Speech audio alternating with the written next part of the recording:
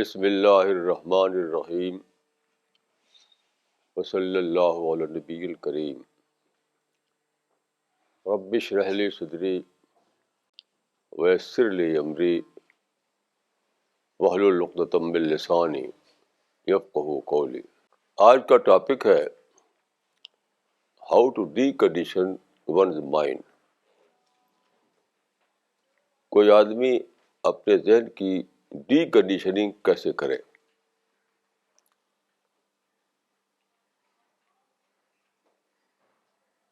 یہ ہے آج کا ٹاپک۔ میں سمجھتا ہوں کہ کسی بھی شخص کی زندگی کا سب سے پہلا جو کام ہے وہ یہی ہے، اپنی ڈی کنڈیشننگ کرنا۔ کیونکہ ہر آدمی، چاہے وہ کوئی بھی ہو، غریب ہو یا امیر ہو، ایک مذہب کا ماننے والا ہو یا دوسرے مذہب کو ماننے والا ہو، وہ کیس آف کنڈیشننگ ہوتا ہے۔ کنڈیشننگ ہر آدمی کی ہوتی ہی ہوتی ہے۔ جیسے ابھی میں ایک بات میرے ذہن میں آئی، ہمارے ساتھی نے ابھی اعلان کیا کہ جو لوگ دیر میں آتے ہیں تو ان کو آپ بتا دیں کہ اپنا سوئچ آف کر لیں اپنا موبائل کا۔ تو میں نے سوچا کہ لوگ دیر میں کیوں آتے ہیں؟ اسی لیے کہ انہوں نے اپنی ڈی کنڈیشن نہیں کی۔ لوگ سنتے آئے ہیں کہ نماز میں تکبیر اولیٰ فوت نہ ہو تو بہت ثواب ہے۔ میں ابھی گیا تھا ایک مسلم کالونی میں، مغرب کی اذان ہوئی تو لوگ دوڑے چلے آ رہے تھے ہر طرف سے۔ وہ مسلم کالونی تھی، وہ دلی میں۔ کیوں؟ تکبیر اولیٰ فوت نہ ہو۔ تو تکبیر اولیٰ فوت نہ ہو اس کا لوگوں کو پتہ ہے، لیکن ایک پروگرام ہو رہا ہے، اس میں اسپریچولیٹی کی باتیں ہوں گی، ربانیت کی باتیں ہوں گی، اسلام کو ماڈرن ایڈیم میں بتایا جائے گا۔ اس کی امپورٹنس نہیں معلوم ان کو، تو چلے آ رہے ہیں، بس دیر میں آ رہے ہیں تو کوئی فرق نہیں پڑتا۔ یہ ہے ڈی کنڈیشننگ۔ یعنی سینکڑوں سال سے آپ نے سنتے سنتے جانا کہ نماز میں تکبیر اولیٰ فوت نہ ہو تو یہ بہت بڑا ثواب ملے گا، اس میں دوڑ کے پہنچو وہاں۔ لیکن ایسے ایک اسپریچول کلاس میں بھی ہم فوراً پہنچے ٹائم پر تو ہمیں اس کا فائدہ ہوگا، اس کا انہیں پتہ نہیں، کیونکہ انہوں نے ڈی کنڈیشننگ اپنی نہیں کی۔ جو ٹریڈیشنل سوچ بن گئی تھی اسی میں وہ جی رہے ہیں۔ اس ٹریڈیشنل سوچ کو پھاڑنا، پھر سے سوچنا، ری اسیس کرنا، اپنی پرسنالٹی کو پھر سے ری ڈیزائن کرنا، یہ کیا نہیں انہوں نے۔ ورنہ وہ جانتے ہیں کہ جس تکبیر اولیٰ جو ہے مسجد کے لیے نہیں، یہاں کے لیے بھی تکبیر اولیٰ ہے۔ تکبیر اولیٰ پوری زندگی کا ایک قانون ہے، ہر جگہ۔ لوگ تکبیر اولیٰ کو سمجھتے ہیں کہ مسجد کے رکعت میں جلدی سے جا کے کھڑے ہو جاؤ۔ نہیں، ایک اصول ہے، ایک لا آف نیچر ہے، ایک پرنسپل آف لائف ہے۔ ہر معاملے میں دیکھیے، اگر آپ پہلے مرحلے میں وہاں پہنچ جائیں، پہلے موقع پہ کام شروع کر دیں تو آپ کامیاب ہوتے ہیں۔ تو تکبیر اولیٰ کو اس سے ٹریڈیشنل معنی میں لیتے ہیں، لیکن تکبیر اولیٰ کو ایک جنرل سینس میں نہیں لے سکے، ایک قانون عام کے طور پر دریافت نہیں کر سکے۔ ہر چیز میں ہے تکبیر اولیٰ، ہر چیز میں ہے۔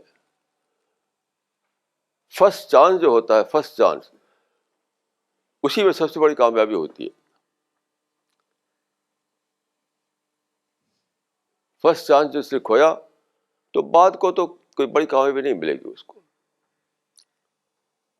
کسی بزنس میں ہو، چاہے سوشل ورک میں ہو، ایجوکیشن میں ہو۔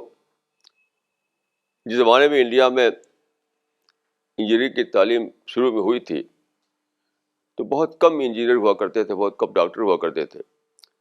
جن لوگوں نے پڑھ لیا ڈاکٹری یا انجینئرنگ تو بہت زبردست ان کو کامیابی مل گئی۔ اب وہی لوگ پڑھتے ہیں، اب ان ڈگریوں کی کوئی ویلیو نہیں۔ کیونکہ اب وہ سیکنڈ چانس اور تھرڈ چانس کا معاملہ ہے. تکبیر اولا کا مطلب ہے فرسٹ چانس کو نہ کھو. فرسٹ چانس کو کھویا تو بڑی ترقی سے محروم ہو گئے. تکبیر اولا کو آپ جنرل سینس میں لیجیے, اس کو صرف نماز میں کھڑے ہونے کے معنی میں نہ لیجیے. اسلام کی تمام تعلیمات کا ایک پرٹیکولر سینس ہے, اس کا ایک جنرل سینس ہے.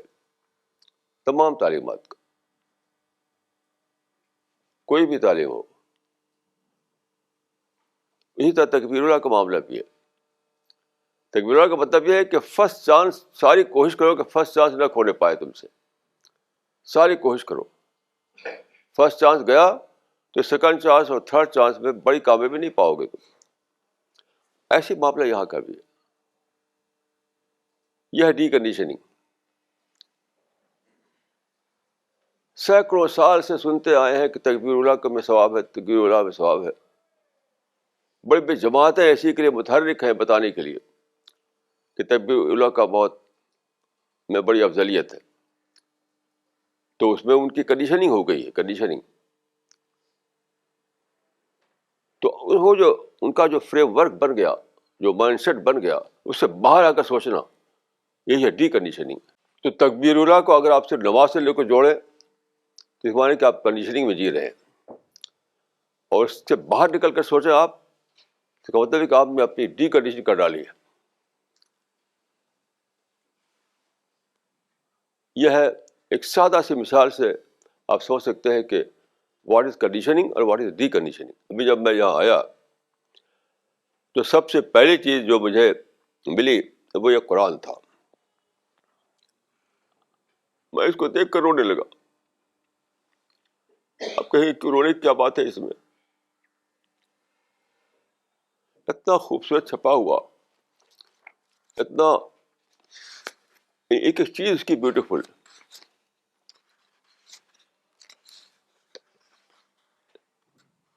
میں سمجھتا ہوں کہ اتنا بیوٹیفل قرآن کا ترجمہ ابھی تک چھاپا نہیں گیا. انگلش میں جو کہ انٹرنیشنل لینگویج ہے, اس میں پہلی بار ایسا ہوا ہے کہ اتنا بیوٹیفل قرآن کا ترجمہ اتنا اچھا چھپا ہوا, اتنی اچھی بائنڈنگ کے ساتھ سامنے آیا ہے. یہ میرا ایک بہت ہی پرانا خواب تھا, بہت پرانا خواب تھا. میری پڑھائی ہوئی ایک مدرسے میں, یعنی فارمل ایجوکیشن کے اعتبار سے میں ایک مولوی ہوں. یہ دیکھیے ایسا ترجمہ ابھی تک چھپا ہی نہیں تھا, اور simple language, easily understandable language, clarity جس کے اندر ہو, کوئی ایک بھی موجود نہیں تھا. تو میں مدرسے میں پڑھ کر نکلا تو میں عربی تو جانتا تھا, انگلش نہیں جانتا تھا. تو بھی کنڈیشننگ تھی. مدرسے میں جو کنڈیشننگ ہوئی تھی میری, وہ کیا تھی؟ قرآن پڑھو, حدیث پڑھو, نماز پڑھو, روزہ رکھو. اس کنڈیشن کو کیسے میں نے توڑا؟ میری فیملی میں سارے لوگ انگلش والے لوگ تھے. زمانہ بھی انگلش کا زمانہ تھا, وہ دھوم تھی انگلش پڑھو, انگلش پڑھو, انگلش پڑھو. تو جب میں باہر آیا پڑھ کر کے تو میں نے محسوس کیا کہ میں ابھی تک گونگا ہوں. مدرسے میں تقریر کرتا تھا, لکھتا تھا, یہاں میں گونگا ہو گیا, کیونکہ ماڈرن مائنڈ کو ایڈریس نہیں کر سکتا تھا میں. جو ٹریڈیشنل مائنڈ تھا اس کو ایڈریس کرنے کے لیے میرے پاس بہت سے باتیں تھیں, بہت سے الفاظ تھے. ماڈرن مائنڈ کو میں ایڈریس نہیں کر سکتا تھا. یہ ایک شاک لگا. آپ شاک کو جب ایک تجربے کے طور پر لیں تب یہاں سے from here starts deconditioning. ہر آدمی کی زندگی میں شاک لگتے ہیں, ہر آدمی کے نگیٹو ایکسپیرئنس ہوتے ہیں, لیکن بس اس کو کمپلین کے سینس میں لے لیتا ہے. دوسروں کو برا کرنے لگتا ہے. تو میں جن لوگوں سے ملتا تھا انگریزی دانوں سے، اور ان سے مجھے شاک لگتا تھا. تو ایک شکل تھے کہ میں ان کو برا سمجھتا تھا، جیسے کہ بہت سے لوگوں نے سمجھا کہ مرتد ہے، یہ فاسق ہے، یہ گمراہ ہے. سارے لوگ اسی معنی میں لیتے تھے ان لوگوں کو، یہ نیچری ہے. لیکن میں نے انٹراسپیکشن کیا کہ کیوں ایسا ہے کہ میں پڑھ کر نکلا ہوں اور ان کو میں ایڈریس نہیں کر سکتا. تو میں نے اس حدیث سے رہنمائی مجھے ملی کہ ان یکون بصیرا بزمانہ، کہ مومن کو چاہیے کہ ایک طرف وہ دین کو جانے اور ساتھ ساتھ وہ زمانے کو جانے. ان یکون بصیرا بزمانہ. تو میں نے کہا مدرسے میں میں نے سوچا کہ مدرسے میں میں نے دین کو تو جانا لیکن زمانے سے بے خبر رہ گیا. یہ بھی ایک بڑی دریافت تھی کہ لوگ تقسیم کرتے ہیں دین اور دنیا. ایک پرچہ نکلتا تھا اس زمانے میں، فلاح دین دنیا، فلاح دین دنیا. یہ تقسیم صحیح نہیں ہے. صحیح تقسیم دین اور زمانہ. مدرسے میں ہم سنتے تھے کہ ایک دین ہے ایک دنیا ہے، ایک دین ہے ایک دنیا ہے. ایک تیسری چیز ہے جو زمانہ، اس سے ہم بے خبر تھے. سمجھتے تھے دین اچھی چیز ہے، دنیا داری بری چیز ہے. اسی کنڈیشن میں ہم جیتے تھے. یعنی اس کو کہتے ہیں وہ، یعنی ایک ڈولیٹی، غلط قسم کی وہ ثانویت میں کہ دین ہے دنیا ہے، دین ہے دنیا ہے. نہیں، ایک تیسری چیز بھی ہے، وہ زمانہ ہے. یہ دریافت تھی میری، ڈسکوری تھی مجھ کو کہ دنیا داری تو ہمیں نہیں کرنا ہے لیکن زمانے کو تو جاننا ہے. ہمیں زمانے کو نہیں جانیں گے تو ہم دعوت کا کام کیسے کریں گے؟ اسلام کو یقین کیسے اپنا بحال کریں گے؟ زمانے کا مطلب ہے کہ you have to rediscover your religion in modern term.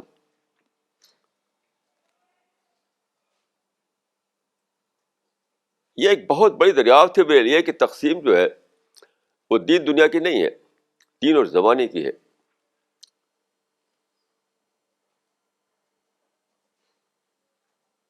اس کو کہتے ہیں انگریزی میں ڈائیکاٹمی. وہ ڈائیکاٹمی غلط تھی. مدرسے کی تعلیم نے جو ڈائیکاٹمی ہمارے اندر پیدا کی تھی وہ یہ تھی کہ یہ دین ہے، باقی سب دنیا ہے. تو دنیا کو چھوڑو، وہ تو بیکار چیز ہے. نہیں معلوم کہ دین ہے وہ دوسرا زمانہ ہے. تو یہ غلط ڈائیکاٹمی میں جی رہا تھا میں.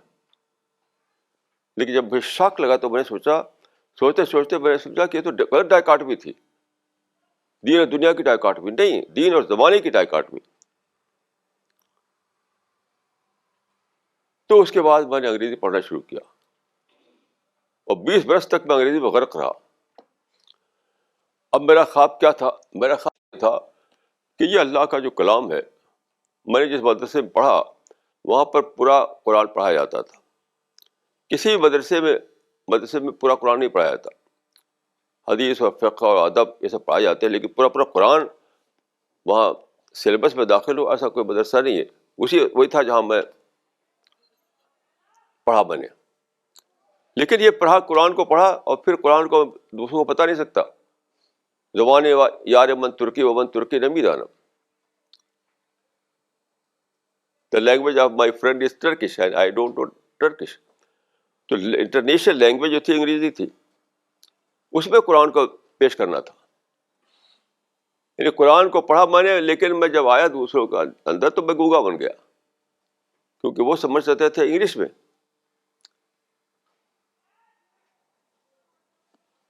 تو میرے اندر یہ جذبہ پیدا ہوا قرآن کا انگلش ترجمہ کیا جائے.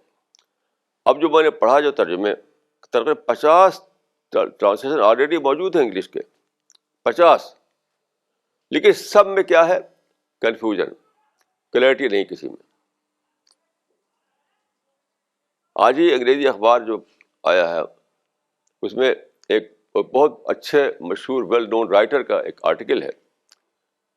تو میں نے اس کو پڑھوایا. جس نے پڑھا وہ بہت اچھی انگریزی جاننے والا تھا. تو میں نے اسے پوچھا کہ کیا مطلب ہے اس کا؟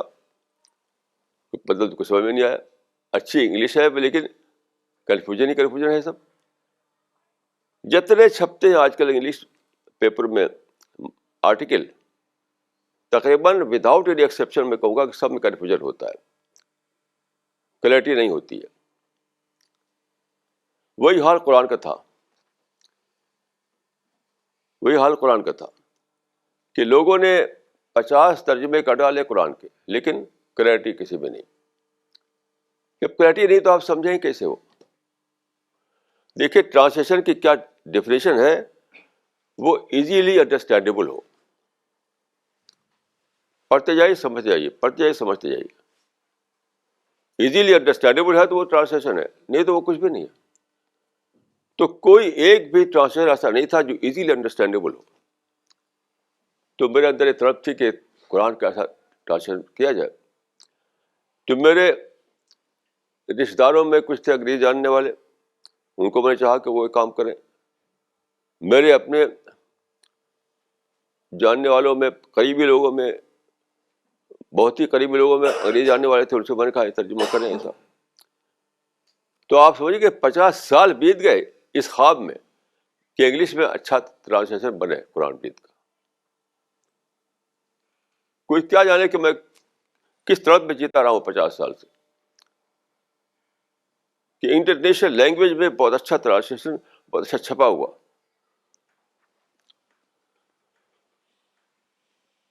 آخر میں کیا ہوا کہ میں نے سوچا کہ میں خود ہی کروں گا. میں نے خدا سے کہا, خدا تجھ کو لکھنا ہے, ہاتھ میرا ہوگا, قلم تیرا ہوگا.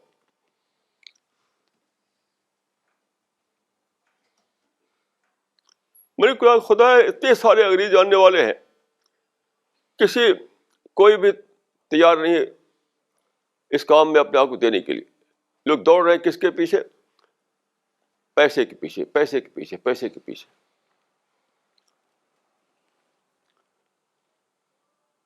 تو میں نے کہا خدایا اب مجھے کو ترجمہ کرنا ہے, لیکن ہاتھ میرا ہوگا, قلم تیرا ہوگا. اب یہ ترجمہ جو بنا ہے, اب دیکھیے کتنی اچھی چھپائی اس کی ہے, ہر اعتبار سے بالکل یہ آج کا چیز معلوم ہوتا ہے, اپ ٹو دا اسٹینڈرڈ ہے. تو جب میں نے اس کو دیکھا ابھی, تو مجھے ایک قصہ یاد آیا. ایک پرچہ نکلتا ہے امریکہ سے, ڈائجسٹ, ریڈرز ڈائجسٹ.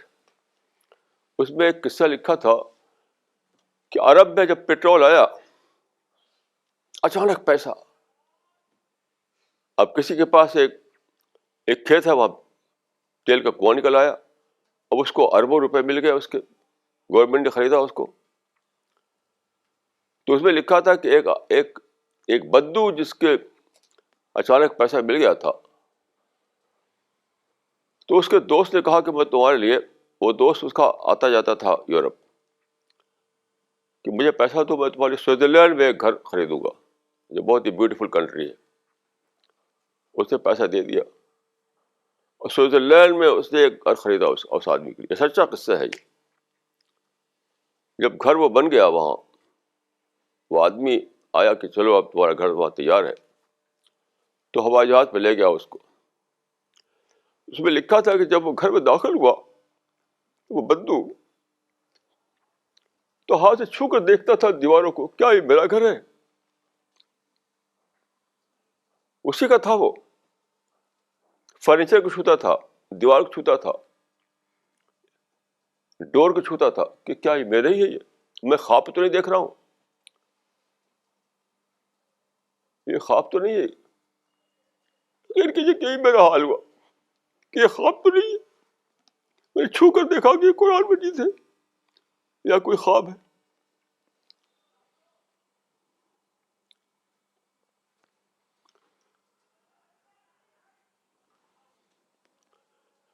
کتنی بڑی ڈی کنڈیشننگ کرنی پڑی مجھے, تب جا کر یہ قرآن وجود میں آیا. 50 سال لگ گئے اس میں. ایک زمانے میں سوچتا تھا کہ انگریزی سے مجھے کوئی مطلب ہی نہیں ہے، انگریزی مجھے کوئی کام کرنا نہیں ہے. یعنی انتھنکیبل تھا کہ میں یہ سوچوں کہ انگریزی میں ایک لائن میں لکھوں. مجھے یاد ہے کہ اسی دلی میں مجھے ایک مرتبہ ایک آل انڈیا ریڈیو کو ایک 2 لائن لکھنا تھا شکریہ کا. تو یہاں ایک صاحب کے پاس میں گیا 2 لائن لکھوانے کے لیے انگریزی کی، کیونکہ میں 2 لائن نہیں لکھ سکتا تھا اس وقت. یہ بات ہے 1968 کی غالباً. تو انتھنکیبل تھا کہ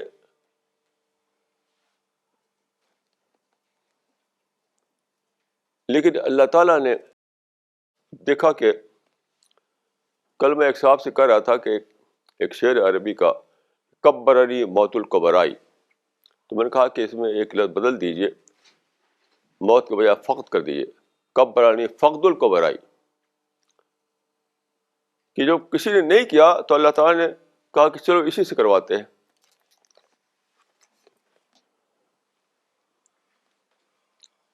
اب اس کی وجہ سے ہمارے ساتھیوں کی اتنی ہمت بن گئی ہے. کل میرے پاس ٹیلی فون آیا وہاں سے دھامپور سے، وہاں ہمارے ایک ساتھی ہیں. کل شام کو ٹیلی فون آیا، ان کا کہ میری یہاں سویٹ کی دکان ہے، میرے گھر کے میرے دکان کے ایک دم ٹھیک سامنے ایک دکان خالی ہوئی، تو میں نے اس کو لے لیا، آنکھ بند کر کے اس کو لے لیا اس دکان کو. اور وہاں میں نے ایک کھول دیا، ایک بورڈ لگا دیا، قرآن بک ہاؤس، قرآن بک ہاؤس. اور وہاں پر میں سب یہ سارا لٹریچر جو ہے سی پی ایس کا یہ اور یہ قرآن کا ٹرانسلیشن وغیرہ وہاں رکھوں گا، بلکہ شروع کر دیا انہوں نے. تو لوگوں میں اللہ تعالیٰ نے اس کو، مجھے لگتا ہے کہ ہماری ٹیم کے اندر ایک جنون پیدا ہو چکا ہے آلریڈی. آج ہی ایک صاحب یہاں پر آئے ہیں، وہ رات کو چلے بس سے، رات کو 5 بجے، صبح کو 5 بجے، اور بس سے سفر کر کے اب یہاں پہنچے ہیں. تو اللہ تعالیٰ نے کچھ لوگوں کے اندر جنون پیدا کر دیا ہے کہ دوڑو، قرآن کو دنیا میں پہنچانا ہے. ہمارے ساتھی دلی میں ایک بڑے اسکالر سے ملے، ابھی 2-4 دن کی بات ہے، اور انہوں نے قرآن کا ٹرانسلیشن ان کو دیا. تو وہ ویل نون اسکالر ہیں، دلی میں رہتے ہیں وہ. تو اس کو لیتے ہوئے انہوں نے کہا کہ قرآن از ان دا نیوز. آج کل قرآن جو ہے نیوز میں ہے، میں تو ضرور پڑھوں گا اس کو. تو اللہ تعالیٰ نے قرآن کو نیوز میں ڈال دیا ہے. اب ان لوگوں کو ایک انکوائری، اسپرٹ آف انکوائری جاگ پڑے گا، قرآن ہے کیا، ایک تجسس، ایک انکوائری کہ کیا چیز ہے قرآن. لوگ پڑھنا چاہتے ہیں. تو ایک طرف اللہ تعالیٰ نے تجسس پیدا کیا، اسپرٹ آف انکوائری، دوسری طرف اللہ تعالیٰ نے اس کو اتنے شاندار طریقے پر ترجمہ کر کے، اس کا شاندار چھپائی کر کے لا دیا لوگوں کے سامنے.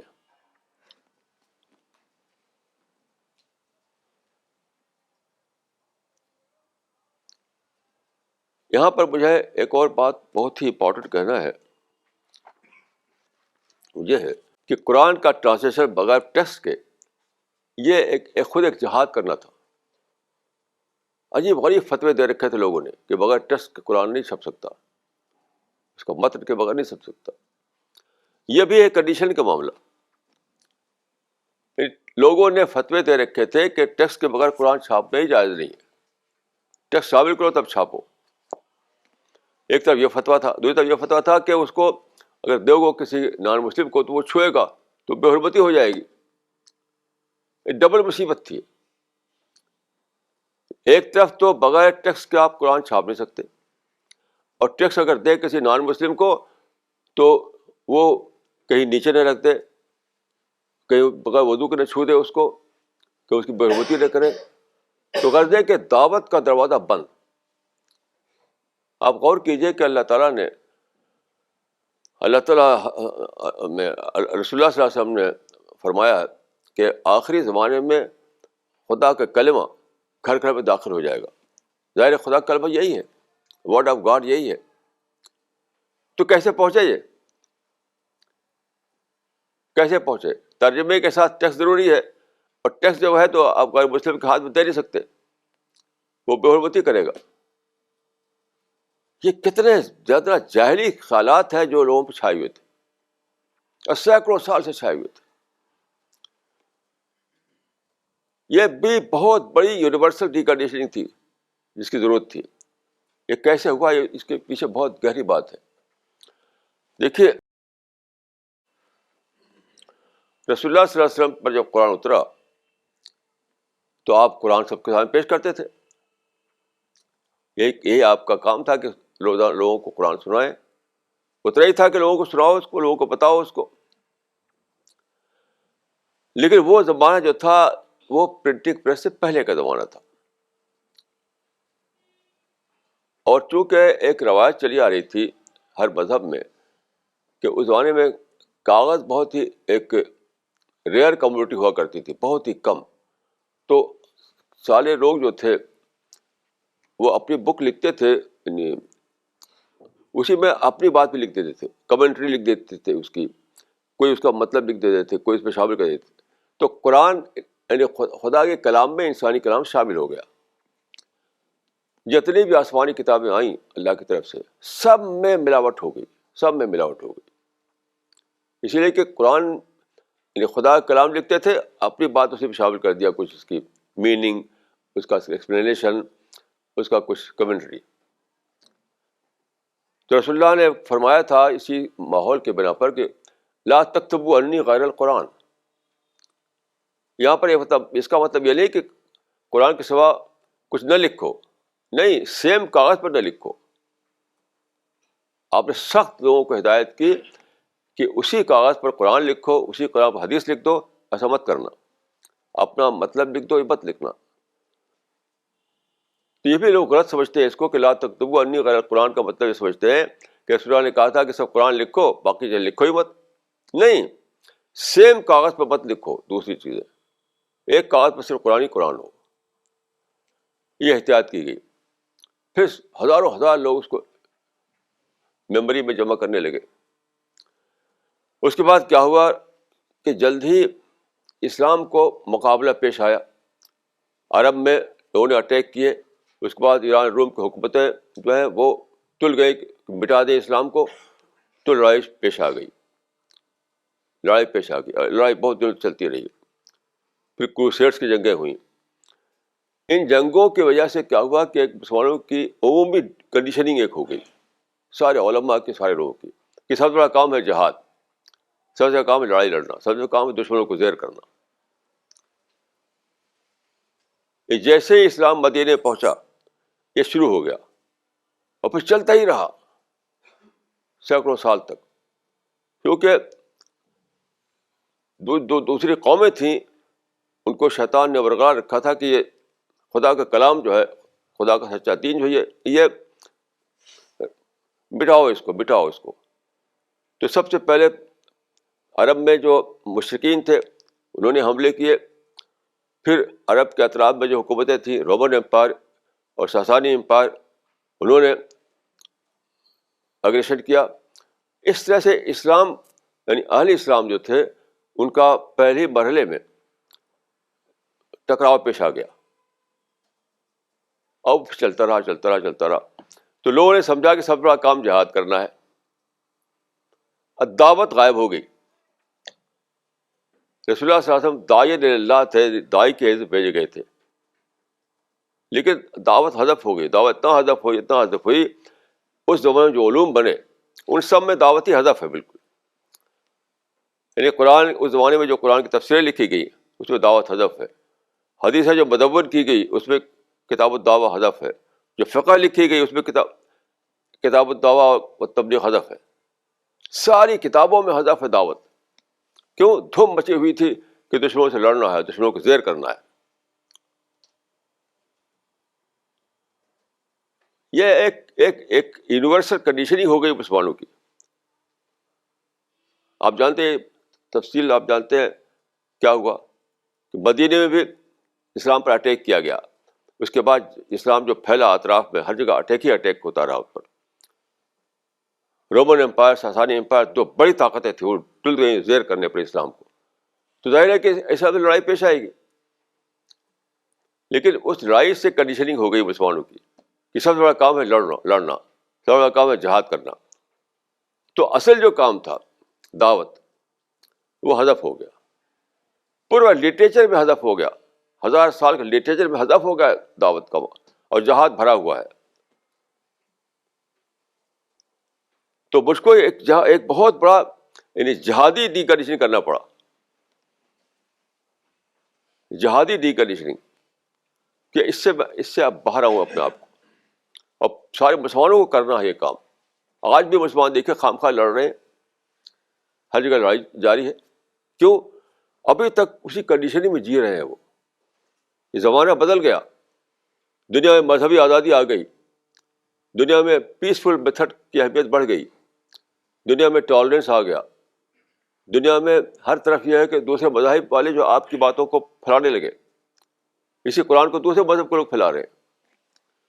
ایک دم زمانہ بدل چکا ہے. اب کوئی رکاوٹ نہیں ہے، کسی کی طرف سے کوئی اگریشن نہیں ہے، کسی کی طرف سے کوئی اٹیک نہیں ہے، کہیں بھی نہیں ہے. یہ خام خواہ لڑ رہے ہیں. کیوں؟ کنڈیشننگ کی وجہ سے. 1000 سال کے دوران جو کنڈیشننگ ان کی ہوئی کہ دشمنوں سے لڑنا ہے، دشمنوں کو زیر کرنا ہے، دشمنوں کی سازشوں کو ختم کرنا ہے، یہ 1000 سالہ کنڈیشننگ ہے. اس کو توڑنا، میں سمجھتا ہوں کہ مجھے یعنی وہ ایورسٹ کی چڑھائی سے زیادہ بڑا کام کرنا پڑا اس کی کنڈیشن کو توڑنے کے لیے. تو میں آپ سے عرض کرنا چاہتا ہوں کہ دیکھیے کنڈیشننگ کے 2 لیول ہیں، ڈی کنڈیشننگ کے 2 لیول ہیں. ایک ہے انڈیویجول لیول، ایک ہے نیشنل لیول، عمومی لیول، جنرل لیول.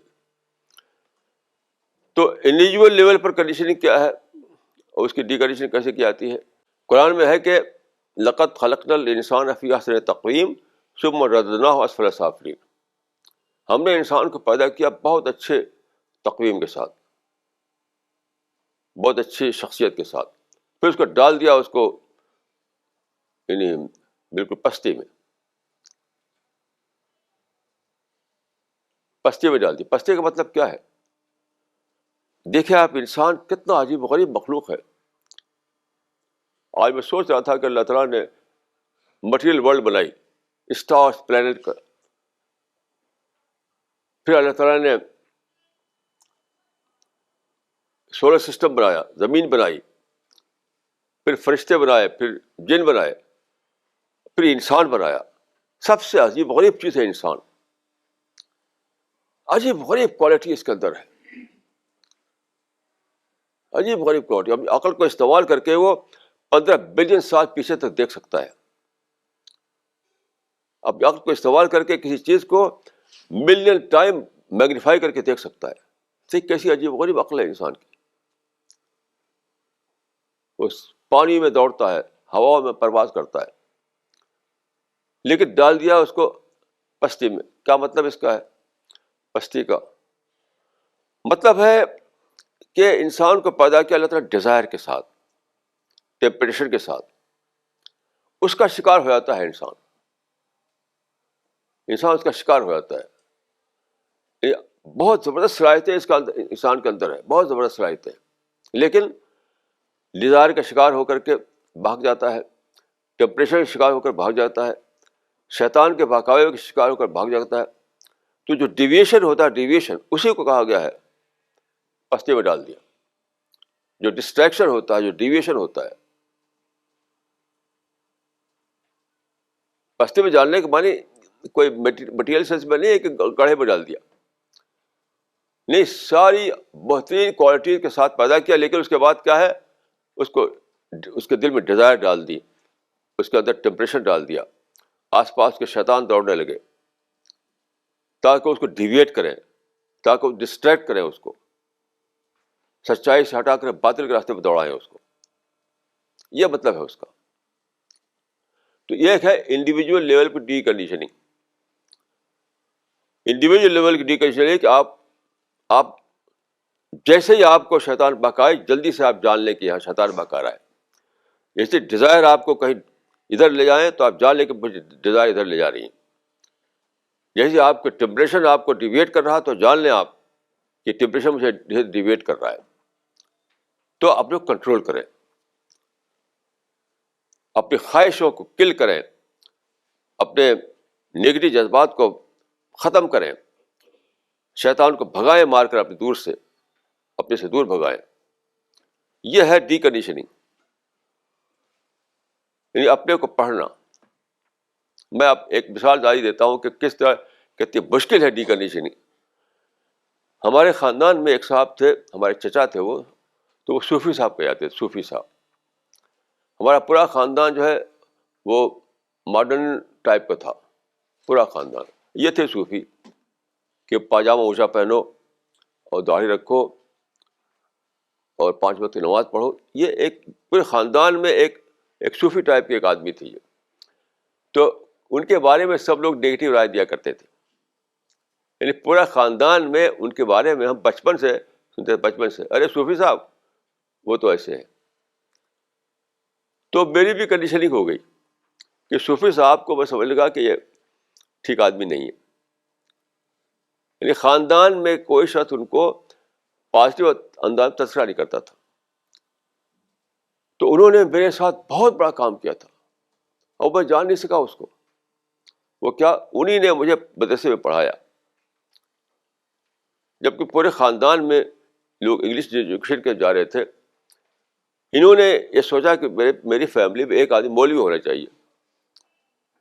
تو میں چونکہ یتیم تھا, اگر میرا باپ ہوتا شاید مجھ کو بھی نہ پکڑ پاتے, وہ یتیم تھا میں. تو ان کا بھی یہ ٹھیک ہے, مجھ کو انہوں نے اپنے خرچ پر مدرسے میں بھیجوا دیا. اگر یہ ہمارے صوفی صاحب جو تھے میرے چچا, انہوں نے بھیجا ہوتا مدرسے میں تو میں یہاں آج بیٹھا ہوا نہ ہوتا. میں کہیں پیسہ کما رہا ہوتا بیٹھ کر کے, جیسے ہم لوگ پیسہ کماتے ہیں.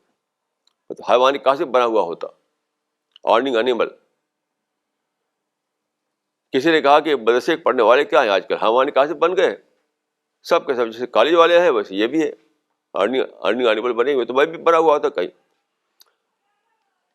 تو انہوں نے مجھ سے بس پڑھوایا, تو کتنا بڑا احسان ان کا تھا میرے اوپر. لیکن یقین کیجئے کہ میں وہ جان نہیں سکا اس کو.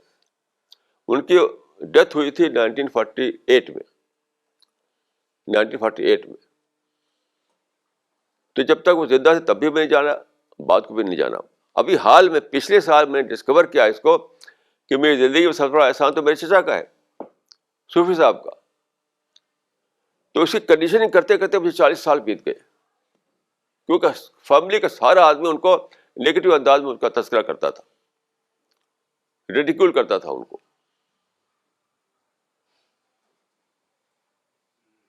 تو بہت دنوں میں یہ اپنے مائنڈ کو ڈی کنڈیشن کر سکا. ڈی کنڈیشننگ کا لفظ جو ہے, جو لوگ ہماری مجلس میں نئے ہوں ان کو کہوں گا کہ ڈی کنڈیشننگ وہی مطلب تزکیے کا مطلب ہے. ڈی کنڈیشننگ کوئی نئی چیز نہیں ہے. جس کو قرآن میں حدیث میں تزکیہ کہا گیا ہے وہی ڈی کنڈیشننگ ہے. تو میں اپنا ذہنی تزکیہ جب کر لیا میں نے پورا, تب میں جانا کہ صوفی صاحب کا میرے اوپر بہت بڑا احسان ہے. That was the condition of my mind in this regard. اب دیکھیے تزکیہ جو ہے اتنا زبردست اہمیت قرآن مجید میں ہے اس کی.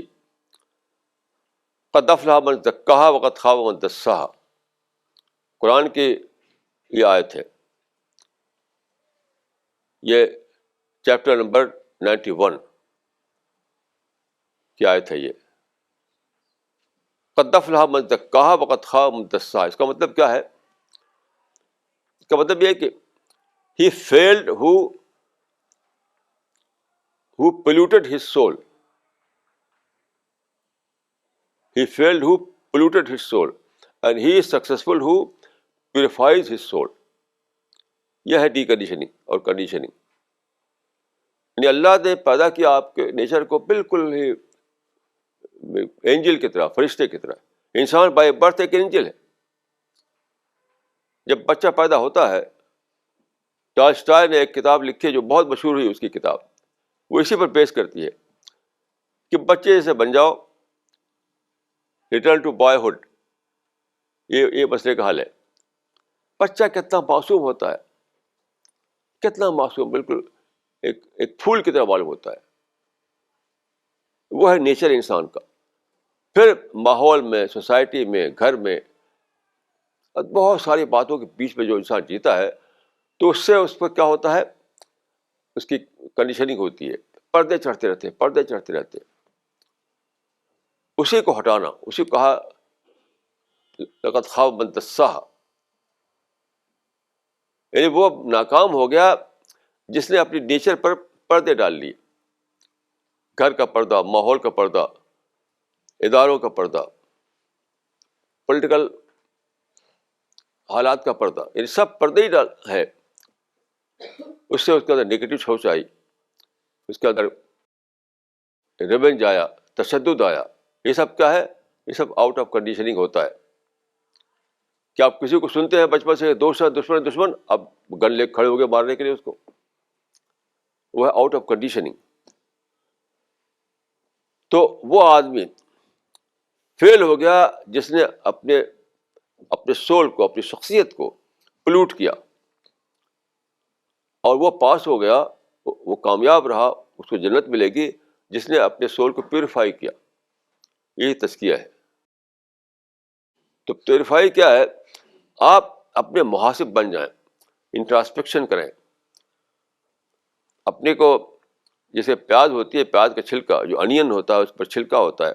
اپنی پرسنالٹی کو چھلکے کی طرح اس کو پیوریفائی کریں.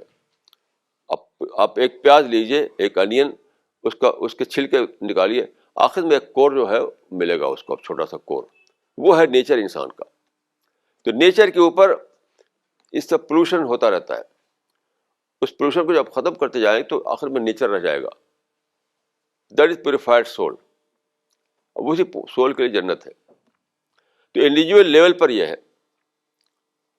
انڈیویجول لیول پر یہ ہے جس کا نسخہ قرآن میں یہ بتایا گیا، قد افلح من زکاہا وقد خاب من دساہا.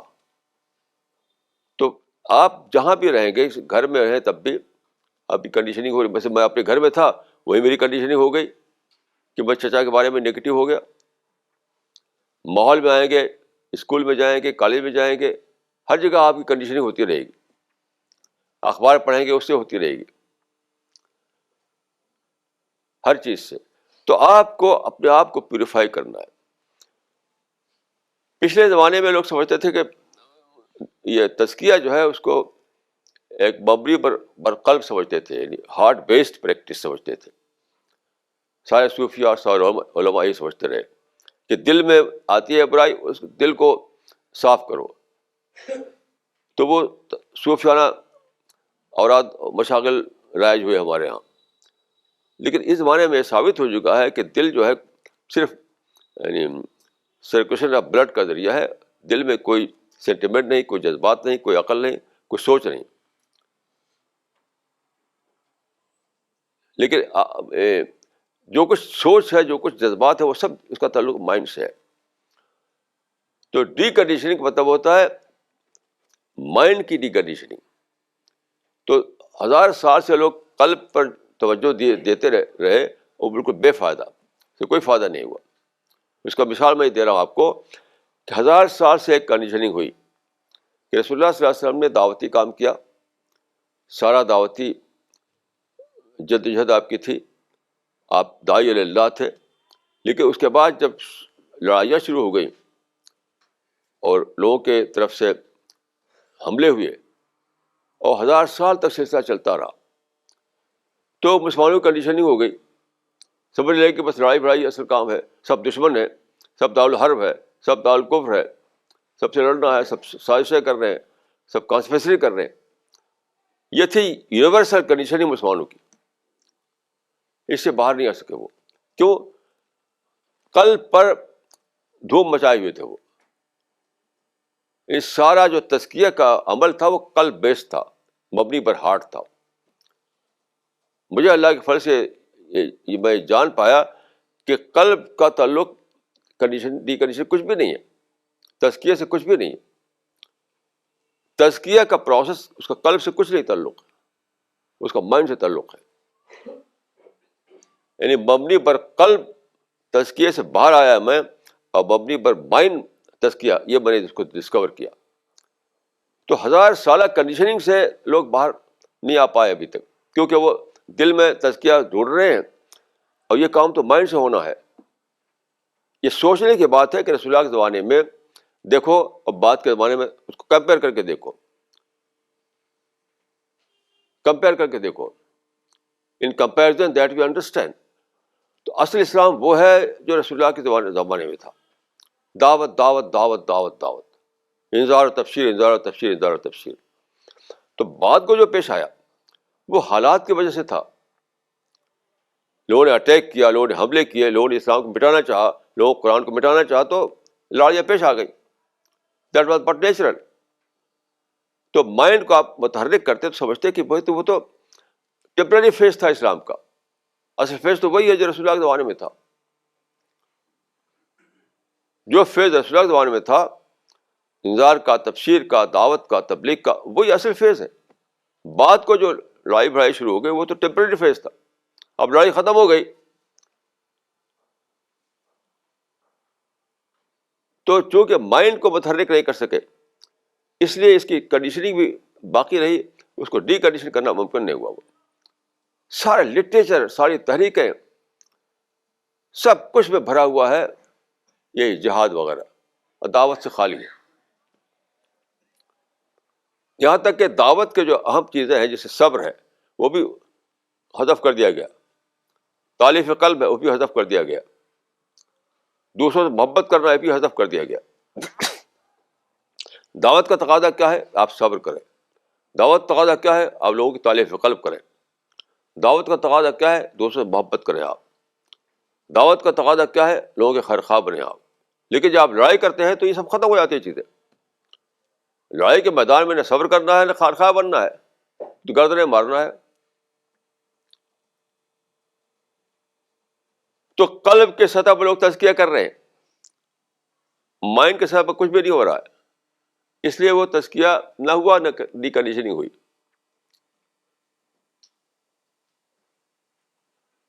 اب ضرورت تھی کہ لوگ سمجھیں کہ زمانہ بدل چکا ہے، اب کوئی حملہ کرنے والا نہیں ہے. وہ زمانہ تھا ریلیجس پرسیکیوشن کا زمانہ. وہ زمانہ تھا کہ لوگ چاہتے تھے کہ دوسرے دینوں کو مٹا دیا جائے، ایک ہی دین رہے دنیا میں. الناس علی دین ملوکہم، جو بادشاہ کا دین ہوتا تھا اسی کو زندہ رہنے کا حق تھا، باقی سب مٹا دو. اب تو ریلیجس فریڈم ہے.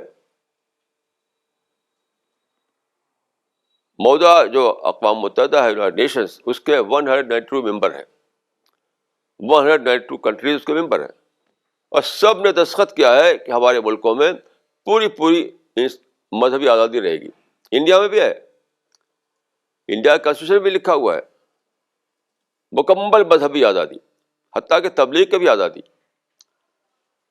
جو مذہب چاہے پکڑیے، جس مذہب کو فالو کیجیے، جس مذہب کو ڈسمنیٹ کیجیے، اس کو تبلیغ کیجیے. آزادی، مکمل آزادی ہے. ہمارے کانسٹیٹیوشن بھی لکھا ہوا ہے یہ. تو سارے کنٹریز جن کی تعداد 192 ہوتی ہے انہوں نے وہاں سائن کیا. تو اب تو آزادی کا دور آ گیا، مذہبی آزادی کا زمانہ آ گیا. اور اقوام متحدہ کا یہ بھی فیصلہ ہو گیا کہ کوئی کسی کو حق نہیں کہ دوسرے پہ حملہ کرے، وہ سوائے ڈیفینس کے. تو اب کس بات کے لیے جہاد، کس بات کی لڑائی، کس بات کے لیے ٹکراؤ؟ اب تو دعوتی کام کرو. مگر اس کے لیے ضرورت تھی ڈی کنڈیشننگ کی. 1000 سالہ جو ذہن پر روایتی جو پڑا ہوا تھا اس کو ہٹانا، اور پھر لوٹنا رسول اللہ کے زمانے کی طرف. کہ یہ سب جو تصورات بنے، یہ بنے اس لیے کہ لوگ اٹیک کرتے تھے، لوگ حملہ کرتے تھے، مذہبی آزادی نہیں تھی، اس لیے بنے. اب تو مذہبی آزادی ہے، اب ڈیموکریسی ہے، اب لڑنا پھرنا کس لیے؟ اور دوسری طرف کمیونیکیشن کا زمانہ آ گیا، پرنٹنگ پریس کا زمانہ آ گیا. پہلے زمانے میں بادشاہ بھی ایسا قرآن نہیں چھاپ سکتا تھا. مسلمانوں کے بڑے بڑے امپائر قائم تھے، لیکن امپائر کے لیے ممکن نہیں تھا ایسا قرآن چھاپے. وہ مغل امپائر، آٹمان امپائر، یہ امپائر وہ امپائر، کوئی امپائر ایسا نہیں چھاپ سکتا تھا. کیوں؟ یہ ٹیکنالوجی نہیں تھی، یہ ٹیکنالوجی موجود نہیں تھی. تو آج جو ہے میں سمجھتا ہوں کہ مغل امپائر کے لیے روتے ہیں لوگ اور آٹمان امپائر روتے ہیں. اس سے بڑی چیز مل چکی ہے، بڑی چیز، اس سے بڑی چیز کہ ہم ایسا قرآن چھاپ کر دنیا میں پھیلا سکیں. کیسے عجیب لوگ ہیں. آج تک وہی اسی کو روتے ہیں، مغل امپائر کو، آٹمان امپائر کو اور اسپینی اندلس امپائر کو. اس میں کیا آپ کے پاس کیا تھا اس زمانے میں؟ کچھ بھی نہیں تھا. خدا کی کتاب جو سب سے بڑی چیز ہے اس آسمان کے نیچے، سب سے بڑی چیز جو ہے اس آسمان کے نیچے وہ خدا کی کتاب ہے. اس کو اتنا بیوٹیفل طریقے سے چھاپ کر کے انٹرنیشنل لینگویج میں دنیا میں پہنچانا، اس سے بڑا کوئی کام ہو سکتا ہے؟ ہزاروں امپائر اس کے مقابلے کچھ بھی نہیں. ہزاروں امپائر کی کوئی قیمت نہیں ہے. اتنی بڑی چیز ملی ہوئی ہے لیکن پھر بھی شکایت، پھر بھی کمپلین، پھر بھی پروٹیسٹ. کیوں؟ ہم جی رہے ہیں اسی زمانے میں. ابھی تک ہماری سوچ جو ہے یہ ہے کہ لوگ سازشیں کرتے ہیں، لوگ کانسپریسی کرتے ہیں، لوگ دشمن بنے ہوئے ہیں، لوگ ہم کو بٹانا چاہتے ہیں. یعنی جھوٹا مسلمان بسیج مینٹلٹی میں جی رہے ہیں آزادی کے دور میں، ڈیموکریسی کے دور میں. میں کسی مبالغے کے بغیر کہتا ہوں کہ سارے امپائر ایک طرف اور قرآن کو اتنا شاندار طریقے سے چھاپ کر کے کمیونیکیشن کے ذرائع کو استعمال کر کے دنیا میں پہنچانا، یہ سب دوسری طرف. کمیونیکیشن نہ آتا تو ہم کیسے پہنچاتے لوگوں تک اس کو؟ تو پرنٹنگ پریس آیا، کمیونیکیشن آیا،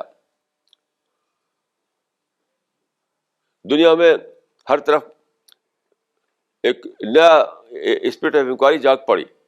یہ ممکن ہوگا کہ ہر جگہ آپ پہنچائیں خدا کے کلام کو.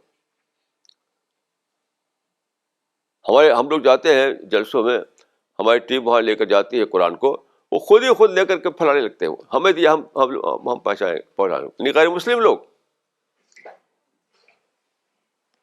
انڈیا میں بھی، انڈیا کے باہر بھی. تو ہزاروں امپائر سے زیادہ بڑی بات یہ اپرچونیٹی ہے. لیکن ہم کیوں نہیں سمجھ پاتے؟ کنڈیشننگ. یعنی پچھلے کئی 100 سال میں ہم یہ سوچتے رہے یہ ہمارا دشمن ہے، وہ ہمارے پر کانسپریسی کر رہا ہے، اس نے ہمارے لینڈ پر قبضہ کر لیا ہے، اسی میں جیتے رہے. جیسے انڈیا میں مغل امپائر تھی، انگریزوں نے اس پر قبضہ کیا تو ساری دنیا کے مسلمان بس دیکھو یہ اگریسر ہے، دیکھو ہمارے امپائر کو ختم کر دیا انہوں نے. ایسی جو ترکی میں تھی عثمانی امپائر، اس کو ختم کر دیا یورپی قوموں نے، اس پر رو رہے ہیں اس کے لیے. اور آج تک اسی میں جی رہے. ہمارے امپائر کو ختم کر دیا ان لوگوں نے، ہماری حکومتوں کو ختم کر دیا ان لوگوں نے، ہمارے پاور کو ختم کر دیا ان لوگوں نے. پھر ختم کر کے اس سے بڑی چیز دے دی آپ کو، جھوپڑا چھینا اور مال دے دیا آپ کو، جھوپڑا چھین کر مال دے دیا آپ کو. Modern communication, modern printing technology, modern یہ ذرائع جو ہے وہ اس سے ہزاروں گنا، لاکھوں گنا، ملین ٹائم زیادہ بڑی چیزیں ہیں یہ، اگر آپ کو دعوتی ذہن ہو. کیونکہ دعوتی ذہن نہیں ہے تو لوگ کنڈیشننگ کو صرف اسی سچ میں لیتے ہیں کہ ایک فرد کی کنڈیشننگ، ایک فرد کا تزکیہ. کنڈیشننگ مانے ڈی کنڈیشننگ مانے تزکیہ. تو ایک تزکیہ ہے انڈیویجول لیول پر، ایک ہے یونیورسل لیول پر. سارے مسلمانوں کو تزکیہ کرنا ہے اپنا کہ وہ اس آبسیشن سے نکلے، باہر آئیں کہ لوگ ہمارے دشمن ہیں، لوگ ہمارے خلاف اسلام کو بٹانا چاہتے ہیں. یہ جھوٹی باتیں یہ سب ہے. کوئی اسلام کو بٹانا نہیں چاہتا ہے. وہ زمانہ ختم ہو گیا جب کوئی بٹانا چاہتا تھا کسی کو. یہ پرانے زمانے کی باتیں ہیں، یہ پچھلے زمانے کی باتیں ہیں جو جب لوگ بٹانا چاہتے تھے کسی دین کو، کسی مذہب کو. اب تو آزادی ہے، لیکن 1000 سال کی کنڈیشننگ نے لوگوں کو ایسا کر دیا ہے کہ وہ سوچ نہیں پاتے, اسی میں جی رہے آج بھی. دلی میں ایک بہت زبردست قسم کا جلسہ تھا, اور ٹاپ کے مسلمان وہاں تھے, ٹاپ کے پڑھے ہوئے مسلمان. وہاں ایک بہت مشہور آدمی تقریر کی تو کیا کہا کہ مسلمان صاحب معاشرے میں جی رہے, ایک سیج میں جی رہے, سیج ہے, ہم کو گھیر لیا گیا ہے. یہ بالکل لاحق بات ہے. ہمارے دروازے کھول دیے گئے ہیں. تو ایک طرف ہم کو دیکھیے اپنی جو ذاتی سطح پر جو کنڈیشننگ ہماری ہے اس سے نکلنا, کہ اپنے کو پازیٹیو تھنکر بنانا, اپنی نگیٹیوٹی کو ختم کرنا, اپنے اندر ریونج کی نفسیات کو ختم کرنا, اپنے اندر جو خواہشوں سے ہم مغلوب ہو جاتے ہیں اس کو ختم کرنا. یہ انڈیویجول لیول پر. اور پوری کمیونٹی کے لیول پر جو چیز ہے وہ ہے کہ آپ اس 1000 سالہ کنڈیشن کو ختم کریں کہ دنیا میں کوئی ہمارا دشمن نہیں ہے. دنیا, ابھی میں کل پرسوں ٹی وی میں گیا تو وہ مجھ سے پوچھا گیا کافر کا مطلب کیا ہے. کافر, میں نے کہا کافر کوئی ہے ہی نہیں. ابھی کی بات ہے. کافر کوئی, سب انسان ہے, سب انسان ہے, سب انسان ہے. رسول اللہ کے جو منکرین تھے, منکر نبوت کو کافر کہا گیا قرآن میں, یاد رکھیے. کافر کوئی قوم نہیں ہے, کافر کوئی کمیونٹی نہیں ہے, کافر کوئی ریس نہیں ہے, کافر کوئی ایک الگ کوئی نیشن نہیں ہے. رسول اللہ کے جو کنٹمپرری معاصرین, ان میں جن لوگوں نے ڈائریکٹ طور پر رسول اللہ کی بات سنی پھر بھی انکار کیا انہوں نے, وہ منکر بن گئے. تو منکر کے لیے عربی میں کافر ہے. تو کافر کا مطلب ہوتا ہے منکر نبوت. بس آپ جو انسان ہے, اب نہ کوئی نبی ہے, نہ کوئی نبی کی سطح پر کوئی اس کے معاصر ہے. اب تو سب انسان ہے, سب انسان, سب انسان ہے. لیکن لوگ سمجھ نہیں پاتے اس بات کو کنڈیشننگ کی وجہ سے.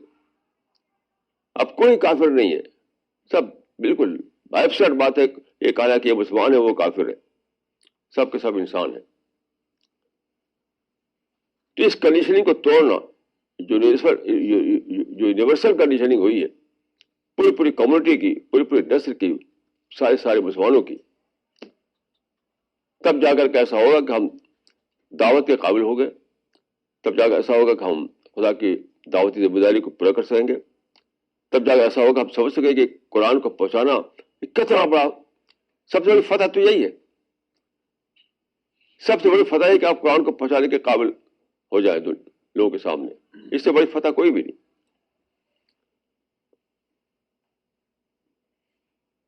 But it requires a great deconditioning at universal level.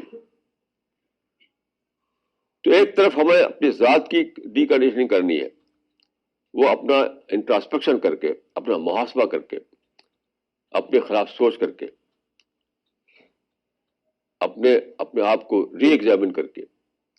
اور دوسری طرف یہ جو کنڈیشننگ ہے جس کو میں یونیورسل کنڈیشننگ, سارے مسلمان سے مبتلا ہیں کہ دعوتی ذہن ختم ہو گیا اور حریفانہ ذہن پیدا ہو گیا, قومی ذہن. اس وقت مسلمانوں کے ذہن دعوتی ذہن نہیں ہے, قومی ذہن ہے. تو قومی ذہن کو ختم کرنا یہ ہے ڈی کنڈیشننگ. اس کے بغیر دعوت کا کام نہیں ہو سکتا. تو میں اللہ تعالیٰ دعا کرتا ہوں کہ مجھ کو آپ کو توفیق دے کہ ہم صحیح انداز سے سوچیں اور اللہ کے دائی بن کر دنیا میں جئیں اور اللہ کے دائی بن کر دنیا میں سے جائیں. اقول قولی ھذا واستغفر اللہ لی ولکم اجمعین.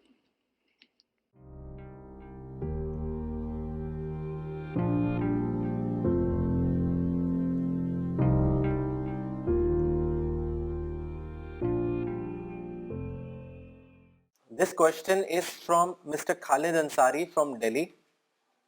Adam, the first man, while inhabiting in paradise, couldn't resist the temptation and violated God's instructions of don'ts, which led to his ouster from heaven. Do you think Adam also lost the first chance? Also, had he not lost the first chance, what would have been the greatest success due to availing of the first chance?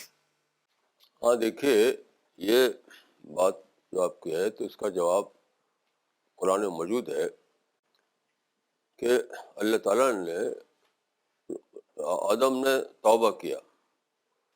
توبہ کرنے کے بعد اللہ تعالیٰ نے پھر آدم کو وہیں پہنچا دیا جہاں پہلے تھے وہ. گویا کہ فرسٹ چانس پھر انہیں اب اویلیبل ہو گیا. تو توبہ بہت بڑی چیز کو مسلمان نہیں جانتے. وہ توبہ کا مطلب ہوتا ہے توبہ توبہ توبہ، یہ تو مذاق ہے. توبہ کے معنی ہے سچا ریپنٹنس، ٹرو ریپنٹنس. تو حدیث میں آتا ہے کہ الاسلام و یہدم ما قبلہ، یعنی اللہ تعالیٰ کی یہ بہت بڑی رحمت ہے، بہت بڑی رحمت ہے کہ اگر کوئی شخص فرسٹ چانس کو کھوئے اور اس کے بعد سچ مچ اس کے اندر ریپنٹنس آ جائے، ٹرو ریپنٹنس، تو اس کو پھر سے وہ بات دے دی جاتی ہے جو پہلے چانس کی شکل میں ملتی ہے اس کو. یہ اللہ تعالیٰ کی خصوصی رحمت ہے، بہت بڑی رحمت ہے یہ. تو فرسٹ چانس کو کھونا اس کے لیے کھونا ہے جو بس کھو کر کے رہ جائے، وہی پھر پڑا رہ جائے. لیکن جو فرسٹ چانس کھونے کے بعد توبہ کرے، مثال کے طور پر میں نے یہاں مثال دی تھی کہ نماز میں ایک بار تکبیر اولیٰ فوت ہو جائے تو آدمی دوسری بار دوڑتا ہے کہ نہ فوت ہونے پائے. ویسے یہاں آنے میں ایک بار کسی کو چھوٹ جائے دوبارہ اگلے سنڈے کو دوڑے کہ دوبارہ نہ چھوٹنے پائے. یہ ہے ریپنٹنس، یہ ہے توبہ. توبہ کی تعریف ہی کی جاتی ہے کتابوں میں کہ یہ آدمی یعنی عہد کرے کہ دوبارہ میں یہ غلطی نہیں کروں گا. پکا عہد کرے کہ اب میں ایک بات ہوگا دوبارہ نہیں کرنے والا ہوں ایسا. میں یہ توبہ کی کنڈیشن بتائی جاتی ہے کتابوں میں. تو وہ فرسٹ چانس کھونا اس کے لیے کھونا ہے جو جس کے اندر ریپینٹنس نہ جاگے. ریپینٹنس جاگے ٹرو ریپینٹنس، اور یہ اس سینس میں جاگے کہ وہ یہ بہت ہی زبردست ڈٹرمنس کے ساتھ سوچے اب میں ایسا دوبارہ نہیں ہونے دوں گا. تو پھر وہ اللہ تعالیٰ کی رحمت خاص سے اس کو وہ ساری چیزیں مل جاتی ہیں جو فرسٹ چانس کو اویل کرنے کی شکل میں ملتی ہیں اس کو. This question is from Mr. Muhammad Asif Riaz from Patna.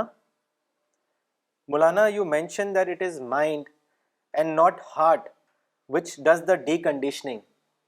But in the Quran, there are references to heart. For example, there is a verse in Quran which says, I did not give two hearts to anyone. Maulana, what does it mean? Kindly clarify. دیکھیے literary language ہے. یاد رکھیے زبان میں جو ایک literary style بن جاتا ہے وہ چلتا رہتا ہے. جیسے مثال کے طور پر انگریزی زبان میں سارے لوگ جانتے ہیں سارے یورپ میں کہ ہارٹ سے آدمی نہیں سوچتا، ہارٹ میں جذبات نہیں ہوتے. لیکن انگریزی میں جو ہے ہول ہارٹیڈلی کہا جاتا ہے. کوئی بھی نہیں ملے گا آپ کو انگریزی جو کہے ہول مائنڈیڈلی، کوئی ایسا نہیں کہے گا. وہ جانتا ہے کہ ہارٹ سے کا تعلق صرف سرکولیشن آف بلڈ سے ہے، لیکن پھر بھی ہول مائنڈیڈلی کبھی نہیں بولے گا وہ. تو قرآن میں جو لٹری اسٹائل بن چکا تھا اسی کو استعمال کیا گیا ہے. اس کا مطلب ہرگز یہ نہیں ہے کہ قرآن کے مطابق دل جو ہے مرکز تھنکنگ کا مرکز ہے. ہرگز یہ مطلب نہیں ہے اس کا. وہ لٹریری اسٹائل ہے، یہ ہر زبان میں ہوتا ہے، قرآن میں بھی ہے. یاد رہیے قرآن خدا کلام ہے لیکن انسان کی زبان میں اترا ہے. وہ آسمانی زبان میں نہیں ہے. قرآن اگر آسمانی زبان میں ہوتا تو آپ سمجھتے ہی نہیں اس کو.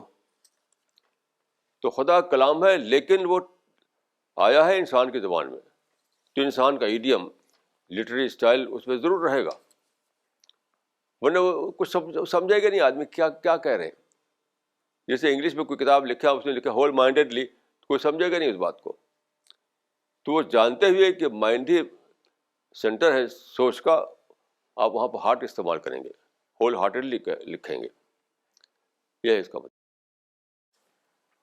This question is from Mr. Khaja Kalimuddin from Pennsylvania. Maulana Saab, is there any hadith of Prophet Muhammad where he is said to have said that the value of jihad is so much that a moment would want to be born again even 100 times to do it and become shaheed 100 times in the battlefield? If he did say this, then what is its implication? صحیح یہ حدیث ہے، موجود ہے یہ حدیث، لیکن یہ حدیث جو ہے یہ وہ ہے یعنی ایبسولوٹ سینس میں نہیں ہے. جس وقت لڑائی ہو رہی تھی، جس وقت اسلام پر اٹیک کیا گیا تھا، اسلام کو مٹایا جا رہا تھا، اس وقت وہی تھا جہاد کا استعمال. آج نہیں ہے وہ. آج اس حدیث کو ہم ریڈیفائن کریں گے. اس وقت حدیث کا اپلیکیشن بدر و احد کے ریفرنس میں ہوتا تھا. اب اس حدیث کا ریفرنس ہوگا دعوت بر کے اس میں ہوگا. آج ڈیڈیکیشن کے سینس میں ہوگا، اپنے آپ کو اسلام کے دعوت کے لیے سیکریفائز کرنے کے سینس میں ہوگا. تو حدیث صحیح ہے، میں مانتا ہوں وہ صحیح ہے حدیث، لیکن وہ ایبسولوٹ سینس میں نہیں ہے.